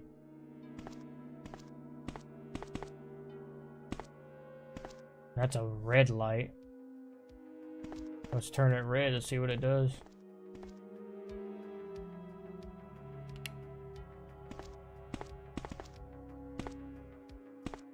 Okay. What'd you think of RE8? I didn't mind it. I mean, it's kind of out there. Super action-y. This is a fun experience, though. Tree, apple, man, woman.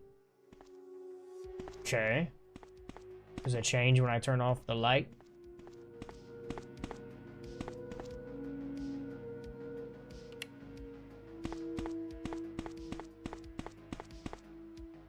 Too dark, okay.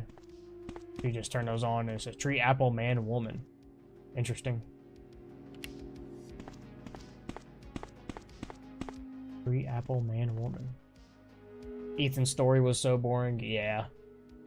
I'm kind of glad that it's over with Ethan, and we're kind of moving on. And actually having characters that connect to the mainline games.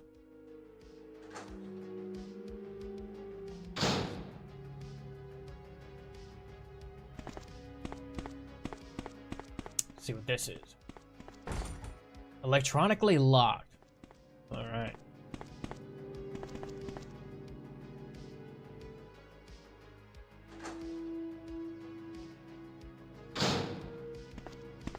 Don't run directly into them. Let's see. Whoa, 2 zombies.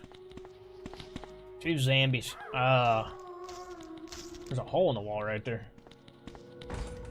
Another locked door. Power room. Alright, well. Let's see what this is. Finally, an unlocked door. Good thing they just made his daughter grown a DLC instead of a full-fledged RE9. Yeah. It's kind of weird, though, if you think about it. Like, they kind of jumped forward however many years for the DLC, and then there's kind of, like, abandon it. Unless eventually they decide to come back to it. I don't know.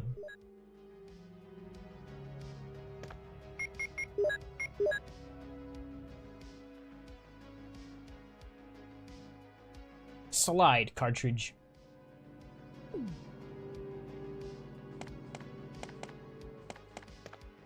Various devices and chemicals.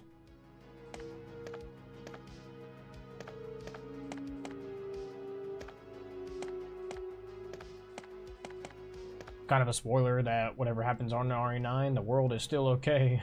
Yeah, that is true.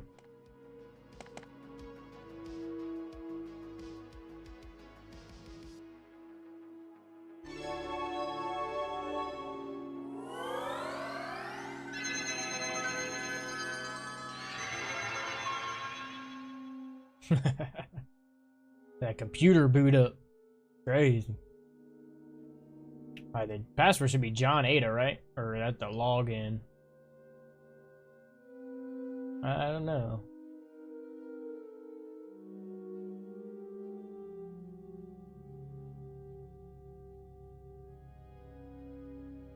Password John, login Ada, maybe?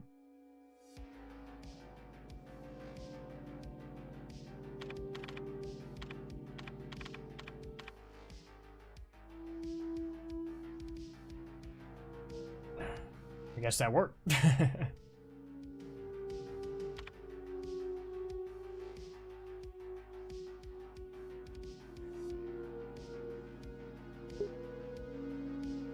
Permission denied. Try enter password.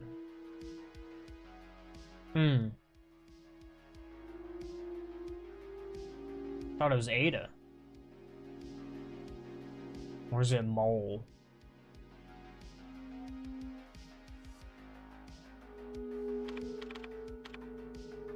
Verified.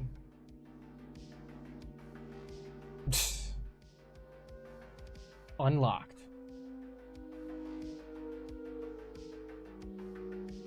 What about B3?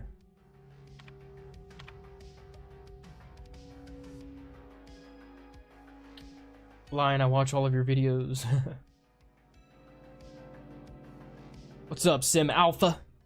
Yeah, he was in here earlier. I don't know if he's still in here or not. Did that say we got it or not? I'm not sure.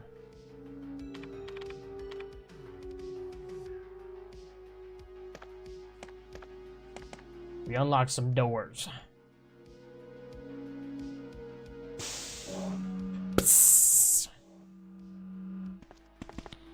Lots of naked dudes around here, and it's kind of suspicious.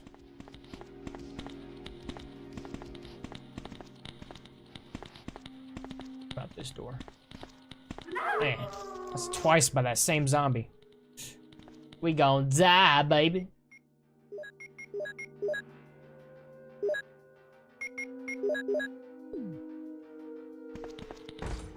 Locked. What? I thought I just unlocked the doors. Did the B3 not work? Password for B2 is mole. Yeah, we just used that.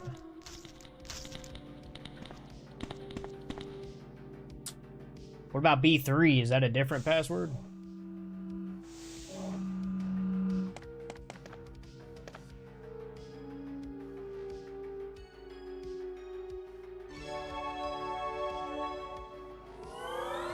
I gotta wait for this computer to boot up.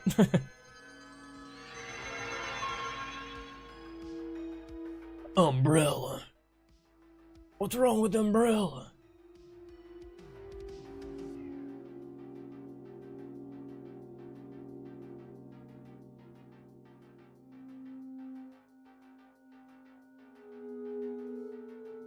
It was John and Ada.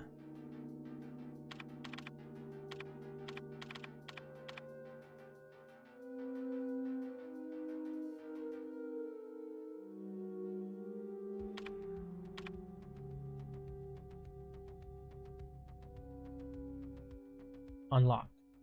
Is it working now?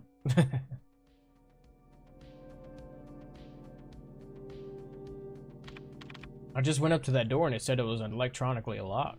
What's going on? We're on B3.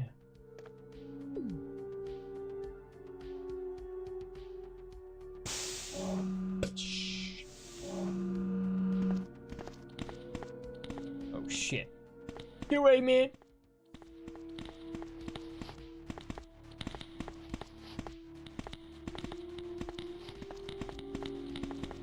Fuckers. That same fucking zombie keeps getting me. Oh, you gotta be kidding me. That's why we can rewind, fucker. This is cheating like a motherfucker. Oh my goodness. This is not good, ladies and gentlemen. Gonna die again, bro. What the fuck? I wonder why they added this feature. It's kind of useful, though. I'm about to just kill these guys. Get them out of my face. Whoa, whoa, whoa, whoa, whoa. Holy moly. Back up. You naked motherfucker.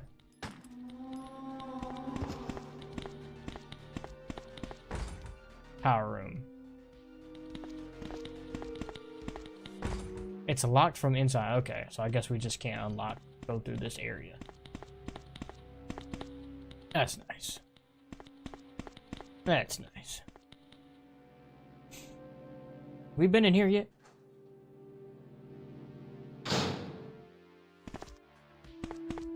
About this room.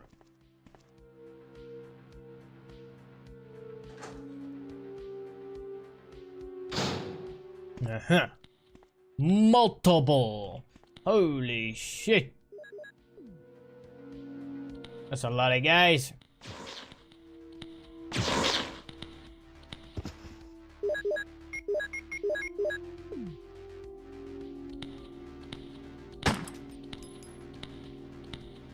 The hell is this guy at? Take around the bookcase.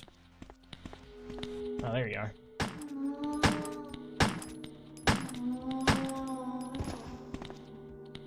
Damn, a fourth one?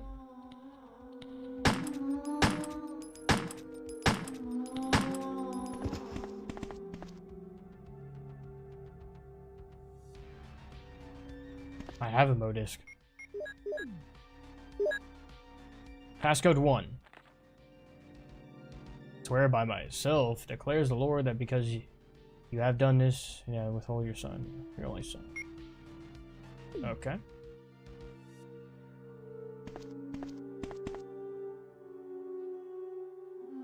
Oh, he's not dead.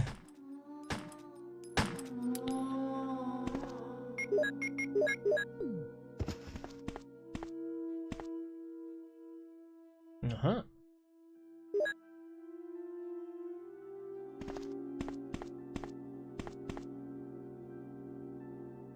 A switch for the air conditioner, okay. Facts.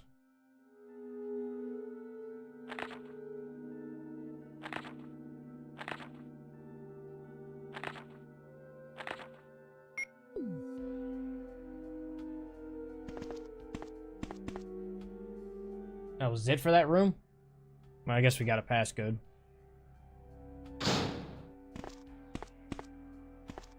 Well, let us put it in.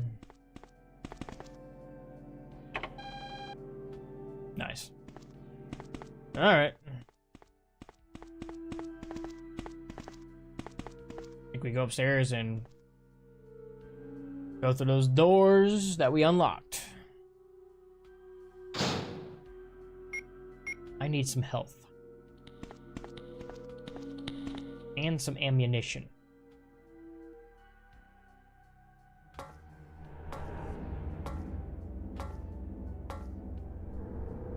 Hey, look, some health.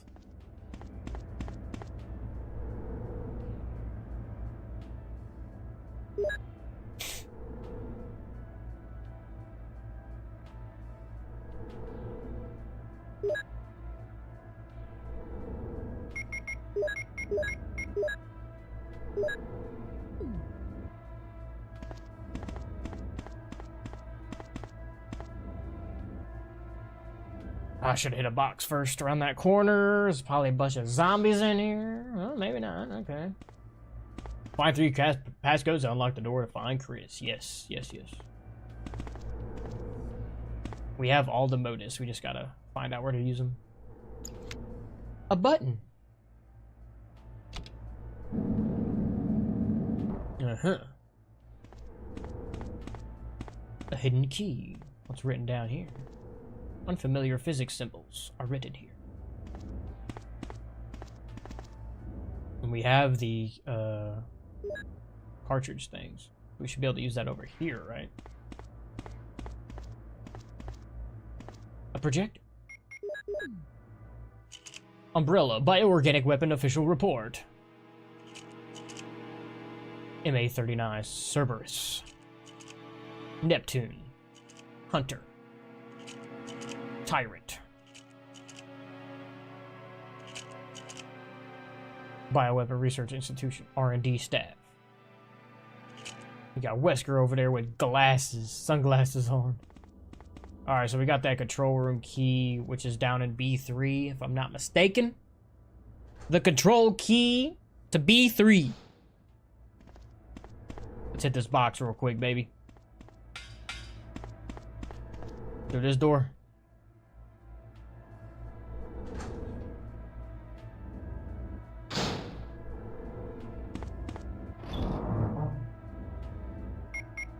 Feel like we're gonna need all we got.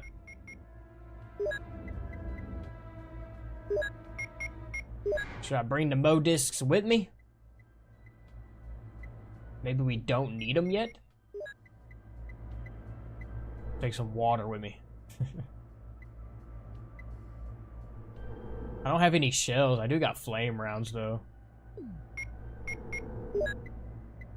It wouldn't let me like combine the flame because I already have acid rounds in here. Like, it's not letting me combine. I really gotta combine the gun with it.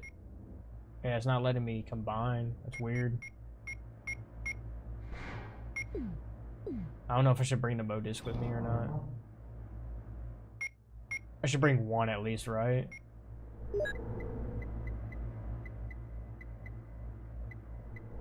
Let's bring them both, because I'll just shoot this last round. Need more health. On caution again? What the fuck?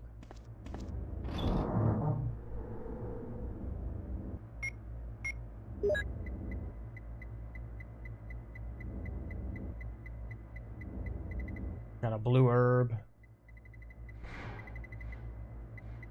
I got more acid rounds right here. And a green herb right there.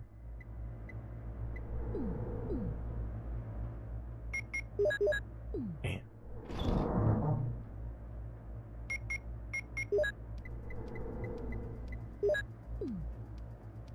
Okay. Let's roll. Let's roll.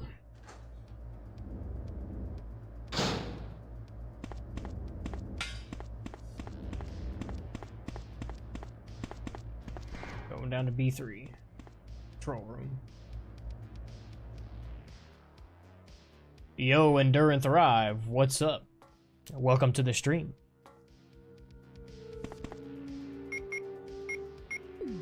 Alright, we cleared this area out, so we... Oh, no, we didn't! There's one left.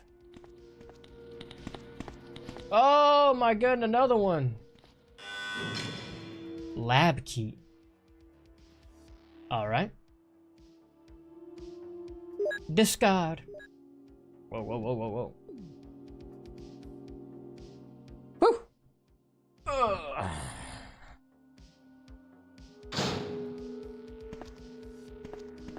Man, there's a lot of zombies in these areas. Everybody's turned down here in his lab, in this laboratory. Oh, we got a red herb. I like that. Some shotgun shells, too. Okay. This on PlayStation? Yeah, I'm playing the version that's on PlayStation 5.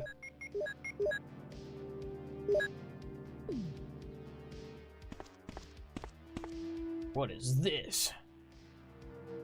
Okay, this is new.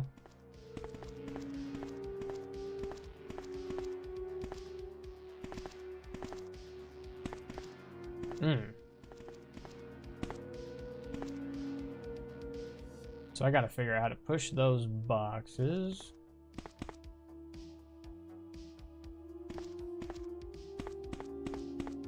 Trying to be smart here, use my brain.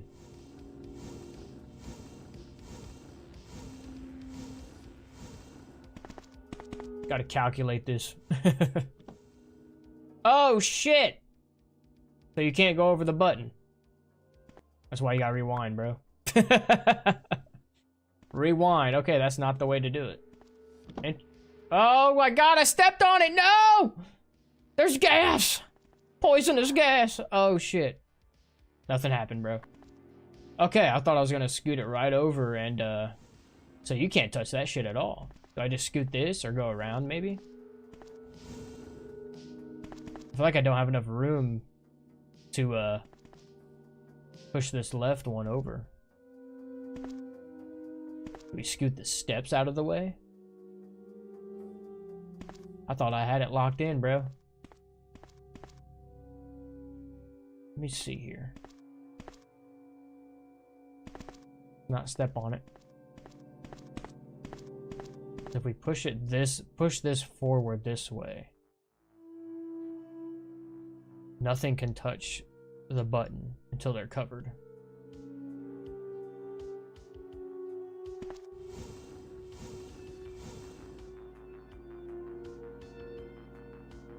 That's not gonna work.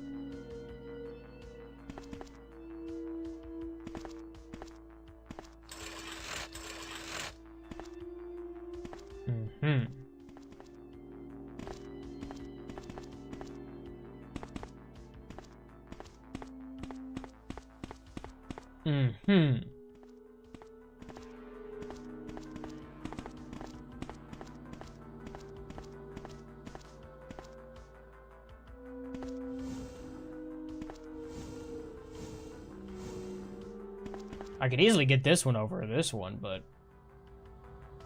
I feel like that's too easy for that one.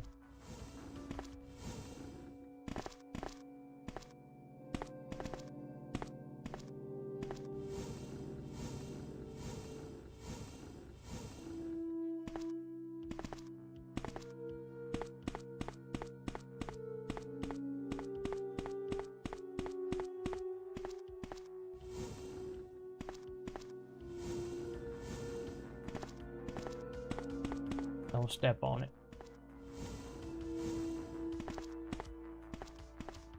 With that wide ass turn, what's going on here?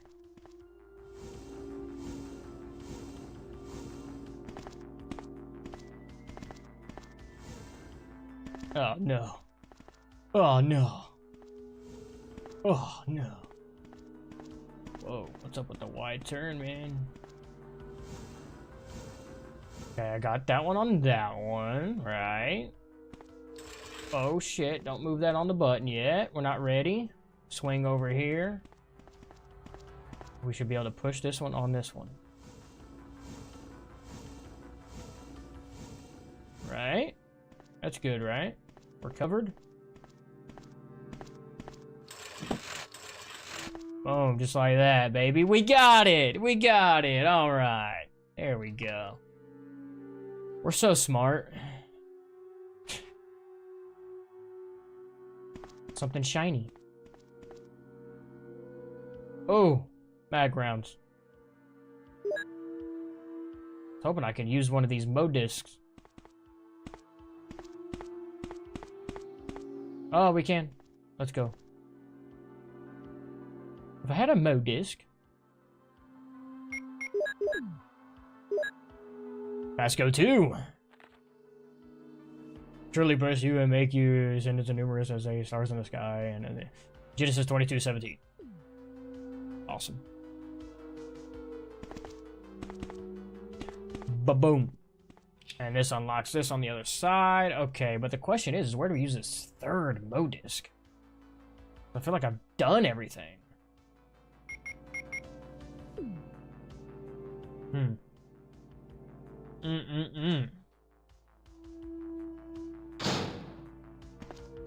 Yeah, well, we don't want that. Oh, you turned the wrong fucking way. Alright.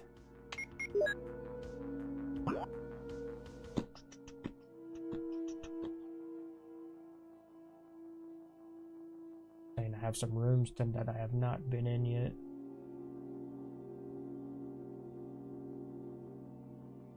Okay. Okay. Okay, man.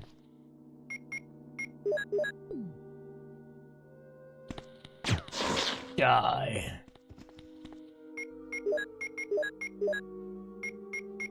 Oh, I carry 6. Alright. Man. Where do I go next? That goes that way. That leads to the cell that Chris is in. And they go back that way. I don't know if that door is locked, but it has like a room that's further, which I'm assuming that's where to go. But we were just there. Did I miss something in that room?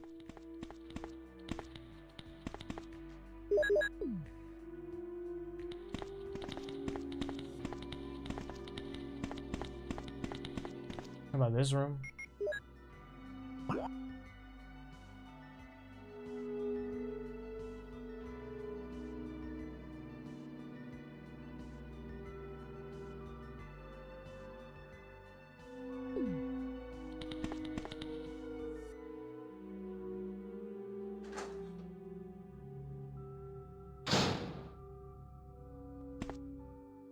Okay, yeah, we didn't check out this whole area.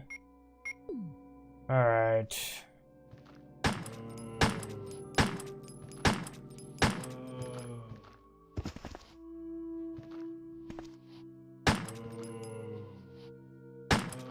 Strong ass zombie, boy.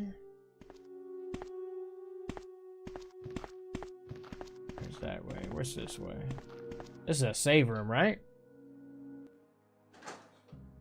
Yeah. Yeah. Yeah, more flame rounds. Let's go. And a herb. Yeah.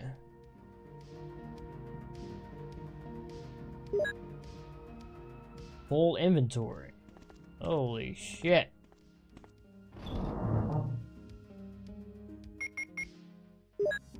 Put some stuff up.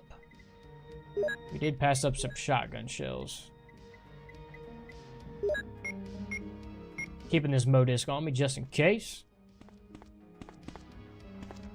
Fuck that blue herb.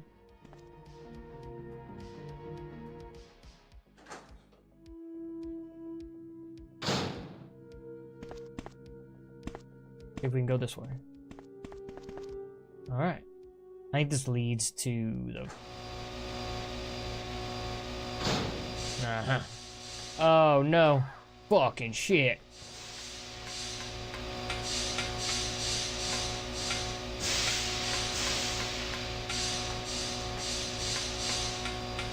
Is the Modisc in this area? Holy shit. Oh, what's this?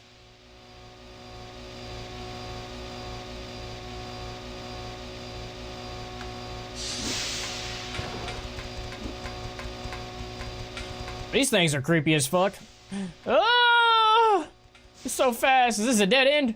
Oh shit. Oh shit. What's this way? It's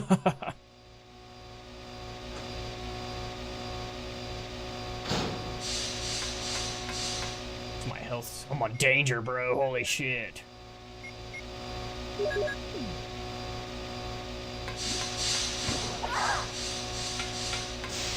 I don't like these things. A dead end?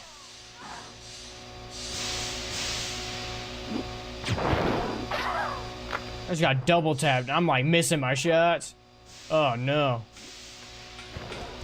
Bitch! Damn, it didn't even kill him.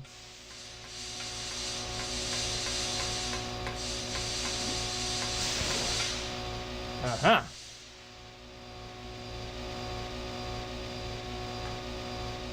I'm on danger again. I'm gonna have to rewind this bitch. Alright, we're about to get insta-kill. Watch. I'm out.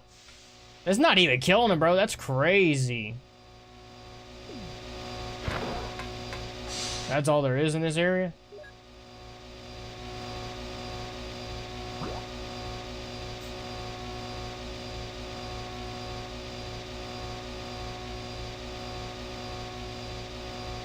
Is that door locked?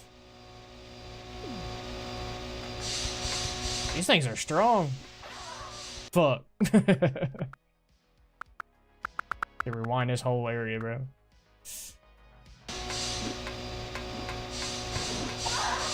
What the fuck? Die instantly. That's crazy.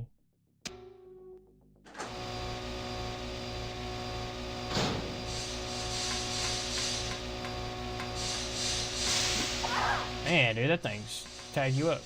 So this restores power to some areas. Man, those things tag you. Make sure we got the Magnum and fuck these dudes up. This is a dead end. We got this door right here. Probably gonna die again, huh? Yeah, I'm on danger.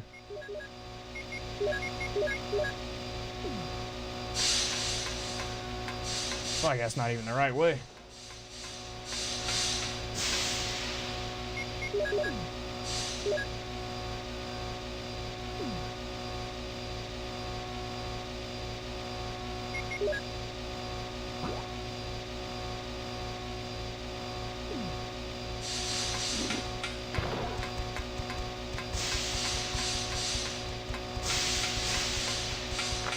Man, these things are...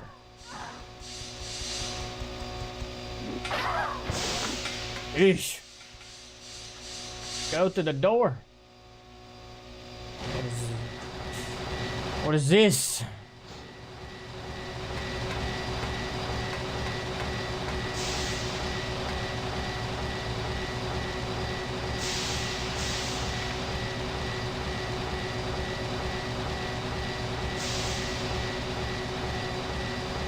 All right.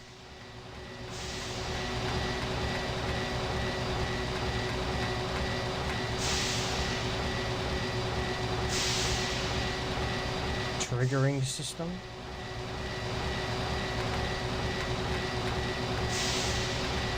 that it for this room? Now we gotta go back. Try not to die.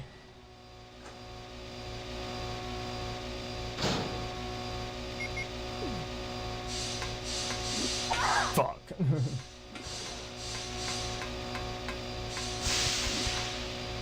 Those things suck. What are those things called? Yeah, shit.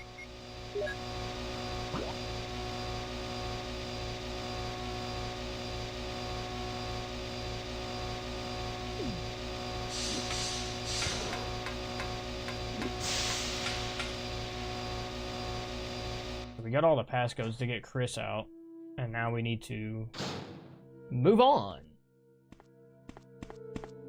I feel like it's been a while since I found an F8 spray. I feel like you rarely have F8 sprays in this game. I think I found like 2, maybe 3.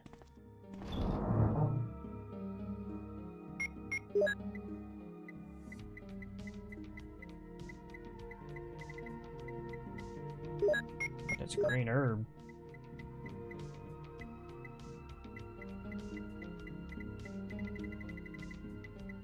I have to get the Magnum out.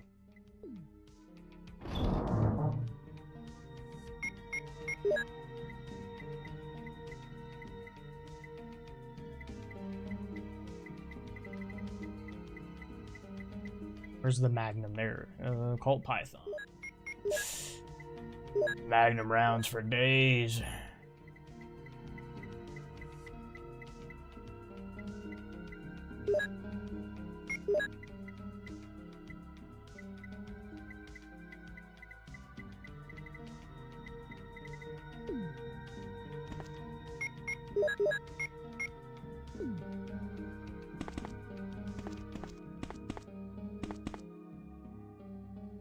Gotta go back and get Chris.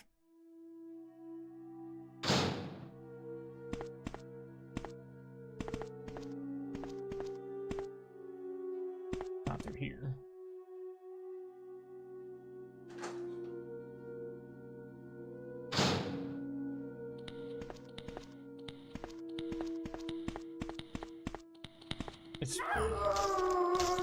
They turn exactly where you are, but where's Chris at? I could have sworn I killed all of these zombies, and now I'm back on caution. Or danger. I don't like that. You gotta turn this way? Yeah, they turn right towards you, huh? Wow! So how do I go from fine to danger? We're gonna pretend that didn't happen.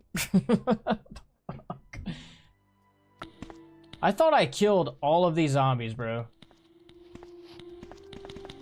What the fuck, dude? I could have sworn I killed every single zombie in this fucking room, bro. That is crazy. That is crazy. I think they respawn because it knows we're gonna go back to Chris.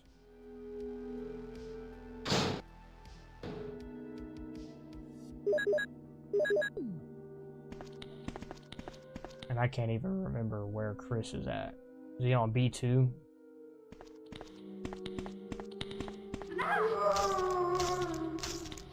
So like I'm on fine, he bites me, I'm on danger, bro. What is going on?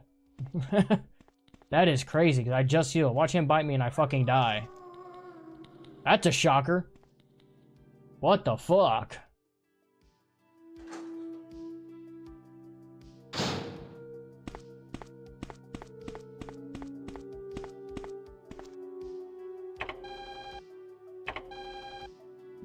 Open it up.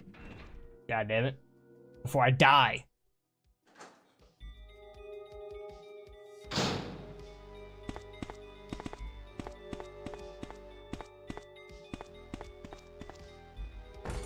Jill?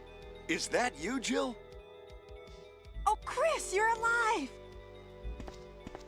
Of course. Damn it, we're in quite a predicament, Jill. I know, Chris. Anyway, I have to open this room. It doesn't work. Well, Chris, I'll be sure to come back and help you soon. Will you wait here? Thanks. I'll be waiting here for you. Fantastic. You ain't got an F8 spray, do you? I just pull out my Magnum and start blowing holes in everybody.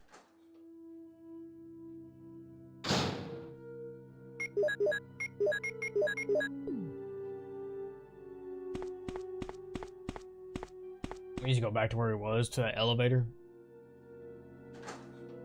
B3 elevator. Fuck out of the way.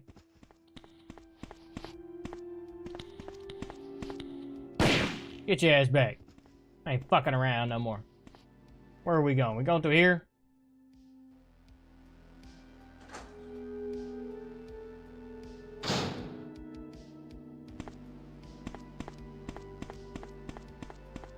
Ain't a zombie right here, is there? Okay. Has no power. I thought I just turned it on. Oh, there. What to say, bruh? There's Barry coming out of nowhere. I was looking for you. Barry. Jill, don't be angry. I wanted you to wait for me. Barry, don't screw up again like you did when you dropped that rope. What the fuck is going on here?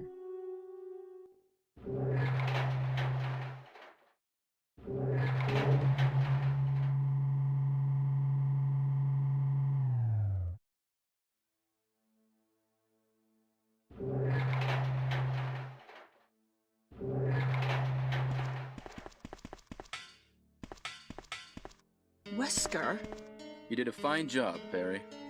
Just as I thought. I think you should stay away from Barry, Jill. I hear that his wife and 2 daughters will be in danger if he doesn't do everything I tell him to. You are so cruel. Well, you don't have to worry about anything, because you'll be free from this world very soon, Jill. Why do you have to destroy stars? That's Umbrella's intention. This laboratory has been engaging in dangerous experiments, and recently... Have you played the Akuma mod for PS1 RE2? I have not. ...disaster cannot be made public. That's why having stars nosing about is so inconvenient. So you're a slave of Umbrella now, along with these virus monsters.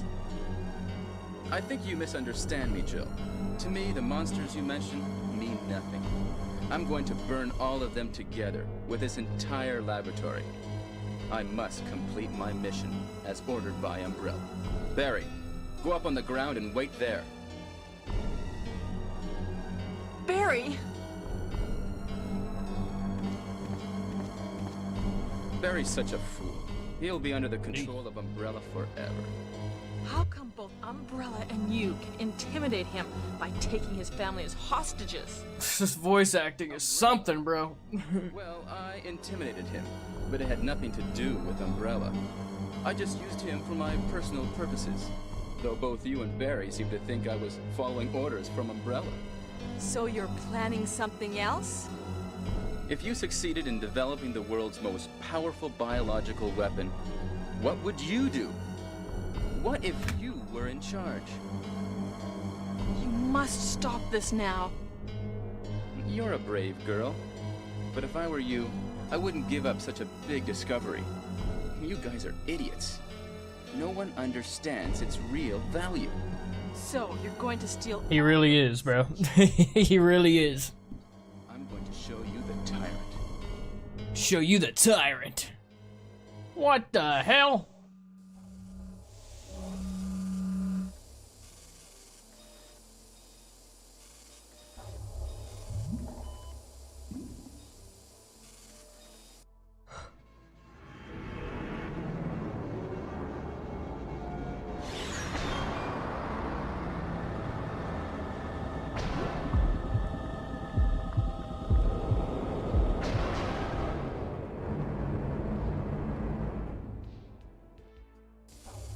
Tyrant virus is a super virus, which creates a monster which is much stronger than human beings. Tyrant is the most powerful biological weapon in the world. You don't mean you're experimenting on real people? This is really beautiful. All this power will be mine. For the sake of an awful creature? Don't be upset. All weak people exist to be eaten. What?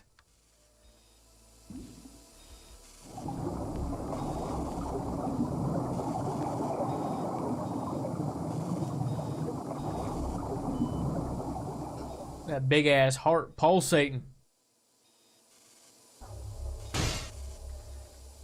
Doesn't Wesker like immediately get killed?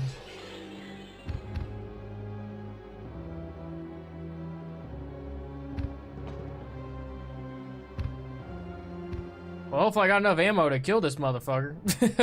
What? Don't come this way!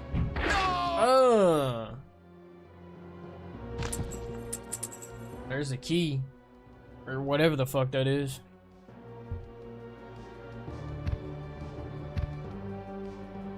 It can't control what it does. I'm on danger too, bro. We're about to get one-shotted. Lab key, where does that go? I'm assuming to this door. Okay. Okay.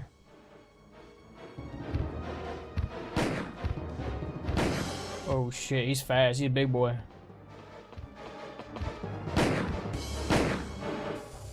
Yeah, stay down.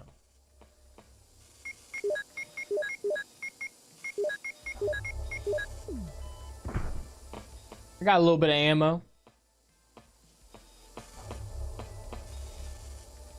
Electronically locked. Where's the lab key for then? I need to hit a button or something.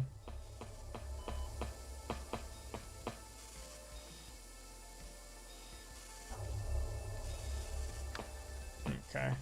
I probably didn't even need to fight him. Maybe Wesker has something on him. What a miserable death.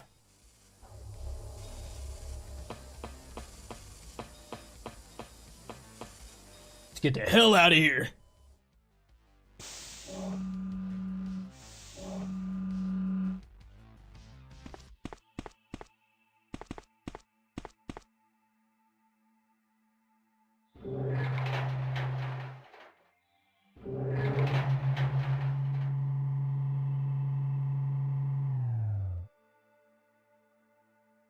Got this lab key. I wonder what that goes to.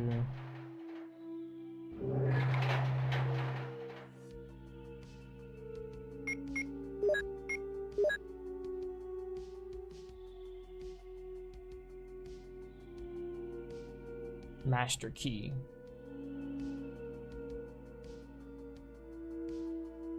Is it for upstairs? I think Chris.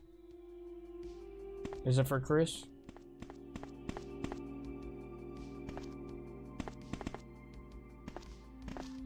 It sucks I'm on danger. I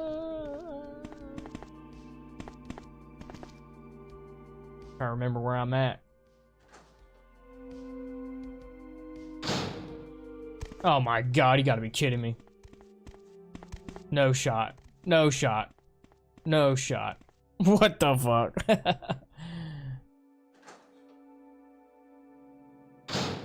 We'll see if it's for Chris.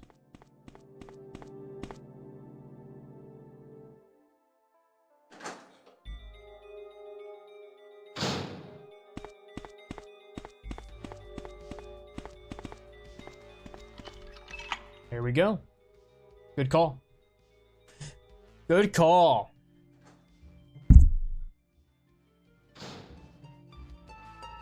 Oh, Jill! Chris, what you doing in here? Taking a nap? So everything is done? Well, almost, yes. Now let's go. Yeah, got like a first aid spray or something? Like a green herb or something, bro? Cause like, I'm on danger like a motherfucker. I'm just about to pop all these bitches. Crazy.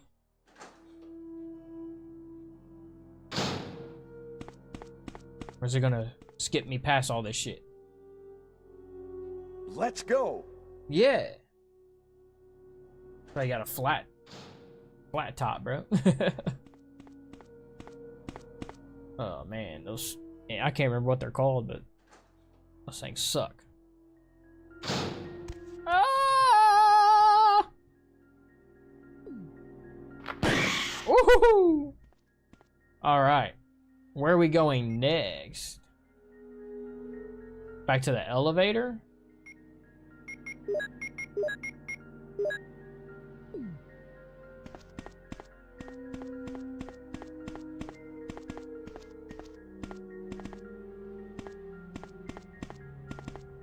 Go here?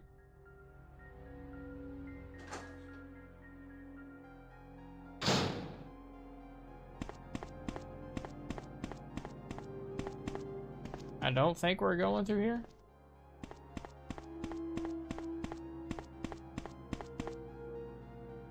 I think we go up top where the emergency exit is. Oh, no, no, no, no, no, no, no! Don't you do it, don't you do it, don't you do it. Don't you do it. Don't you do it. Don't you do it. Woo-hoo-hoo-hoo-hoo! Holy shit, biting at my heels. Oh, what the fuck is this?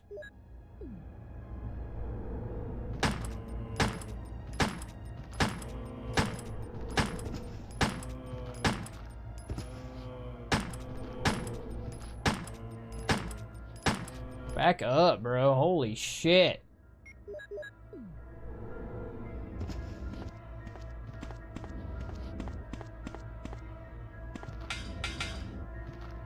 I must be going the right way.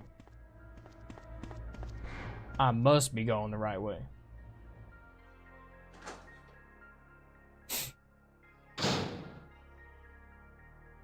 Damn, Barry fucked up. What happened to him? Hi, Jill. It's you. Barry? I'm really embarrassed to see you now. Just leave me. Go quickly. It's over, Barry. Wesker's dead. Is that so? Jill, will you do me a favor? This is my last wish. Bro, talking like he dying, bro. Give this photo to my family. Will you? Sure. Forgive me, Jill. So hard to take it serious. My God! So Barry dies in the original Resident Evil? Barry's picture. My dearest Mora and Polly, I hope you will grow up to be strong and beautiful women and help you mother and father will watch you from heaven. What the fuck? I'm terrified of the fact that zombies become Crimson Heads after sustaining enough damage, so who knows how dangerous they will be in Requiem. Yeah. Especially in that article that we read where he said that he's excited to see the next level of zombies. Let's get going, Chris. We can't stop. We can stop because I'm gonna open this box real quick. I don't think I have any health. Got a blue herb. I think it's all hands on deck, man. That's an alternate ending. I remember ending where all three survived. I was gonna say, is it like the remake where you have different types of endings? I guess I didn't do something right. I don't know.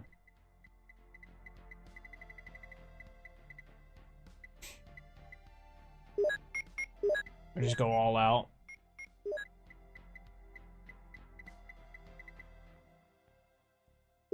I have to just put the handgun up. I don't even think I need it. Alright, it's climbing. I think we're about to be to the end, the final tyrant battle, right? Chris just teleported right there. Okay.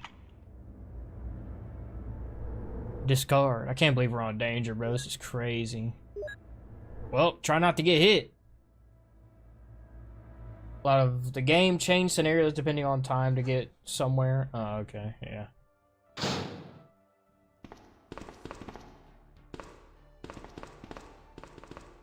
This is Brad. Running out of fuel. If there is Brad been flying around his whole fucking time.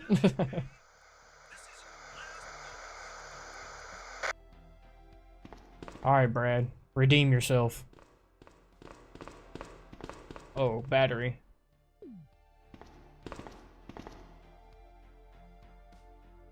Too bad there's not a health item. That'd be nice.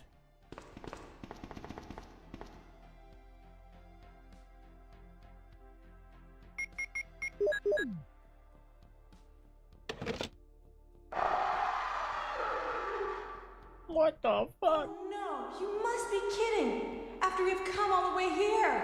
Ladies first. Go first, Jill. But Chris... Give me a chance to play nice guy. Okay, I leave it up to you. See you again at the heliport. Bro, Brad flew to 7-Eleven to get some Pop Rocks.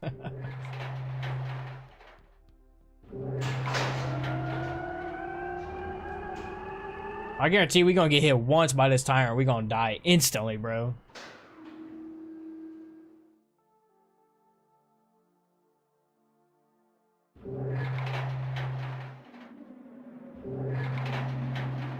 What is that? Flares? Signal. Flare. Alright, let's do it. Let's do it.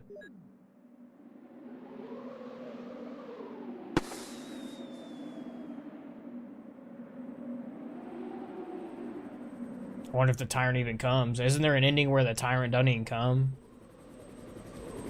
It's like the good ending or something.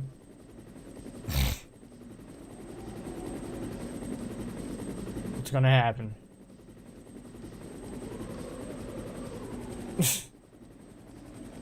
Can't leave Chris behind.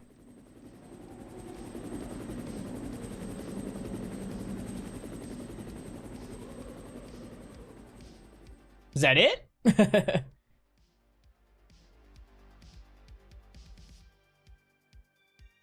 Good ending is all three survive and you fight Tyrant. Well, I guess I got the worst ending possible.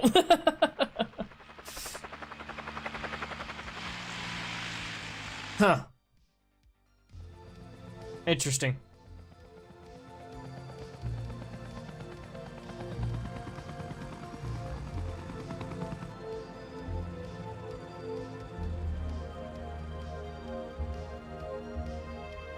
Oh no, there's Chris.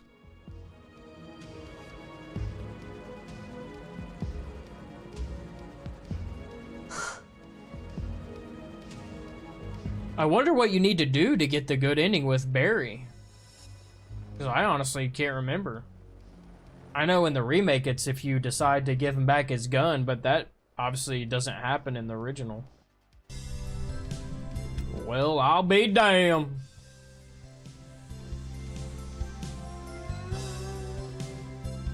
We did it, boys. We did it. Think you have to get to him faster? Ah.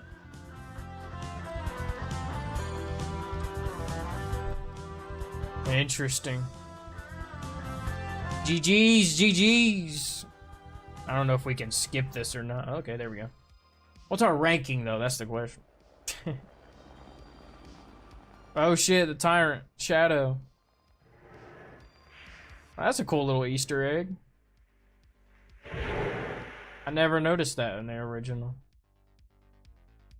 Total time, 5 hours and 47 minutes. Number of saves, 4.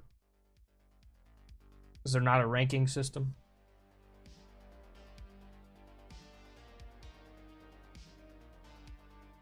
Victory screech.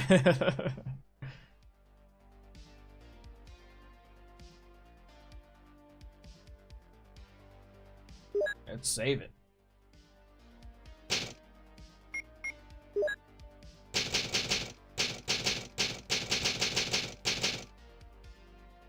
Ba-boom.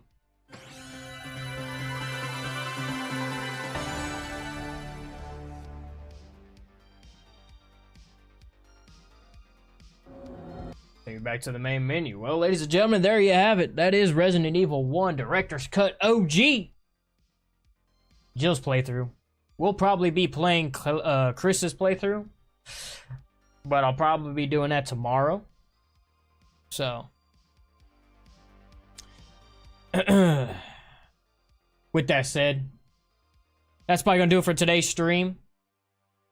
Appreciate everybody who tuned in and watched and chatting it up and stuff. A good stream, solid time. We'll be live again tomorrow to probably do Chris's playthrough. I'm curious how that's gonna go because he has less inventory spots, so should be interesting. But again, appreciate everybody watching the stream. Appreciate everybody who tuned in. Shout out to everybody who's new to the channel. We got a lot of new subscribers.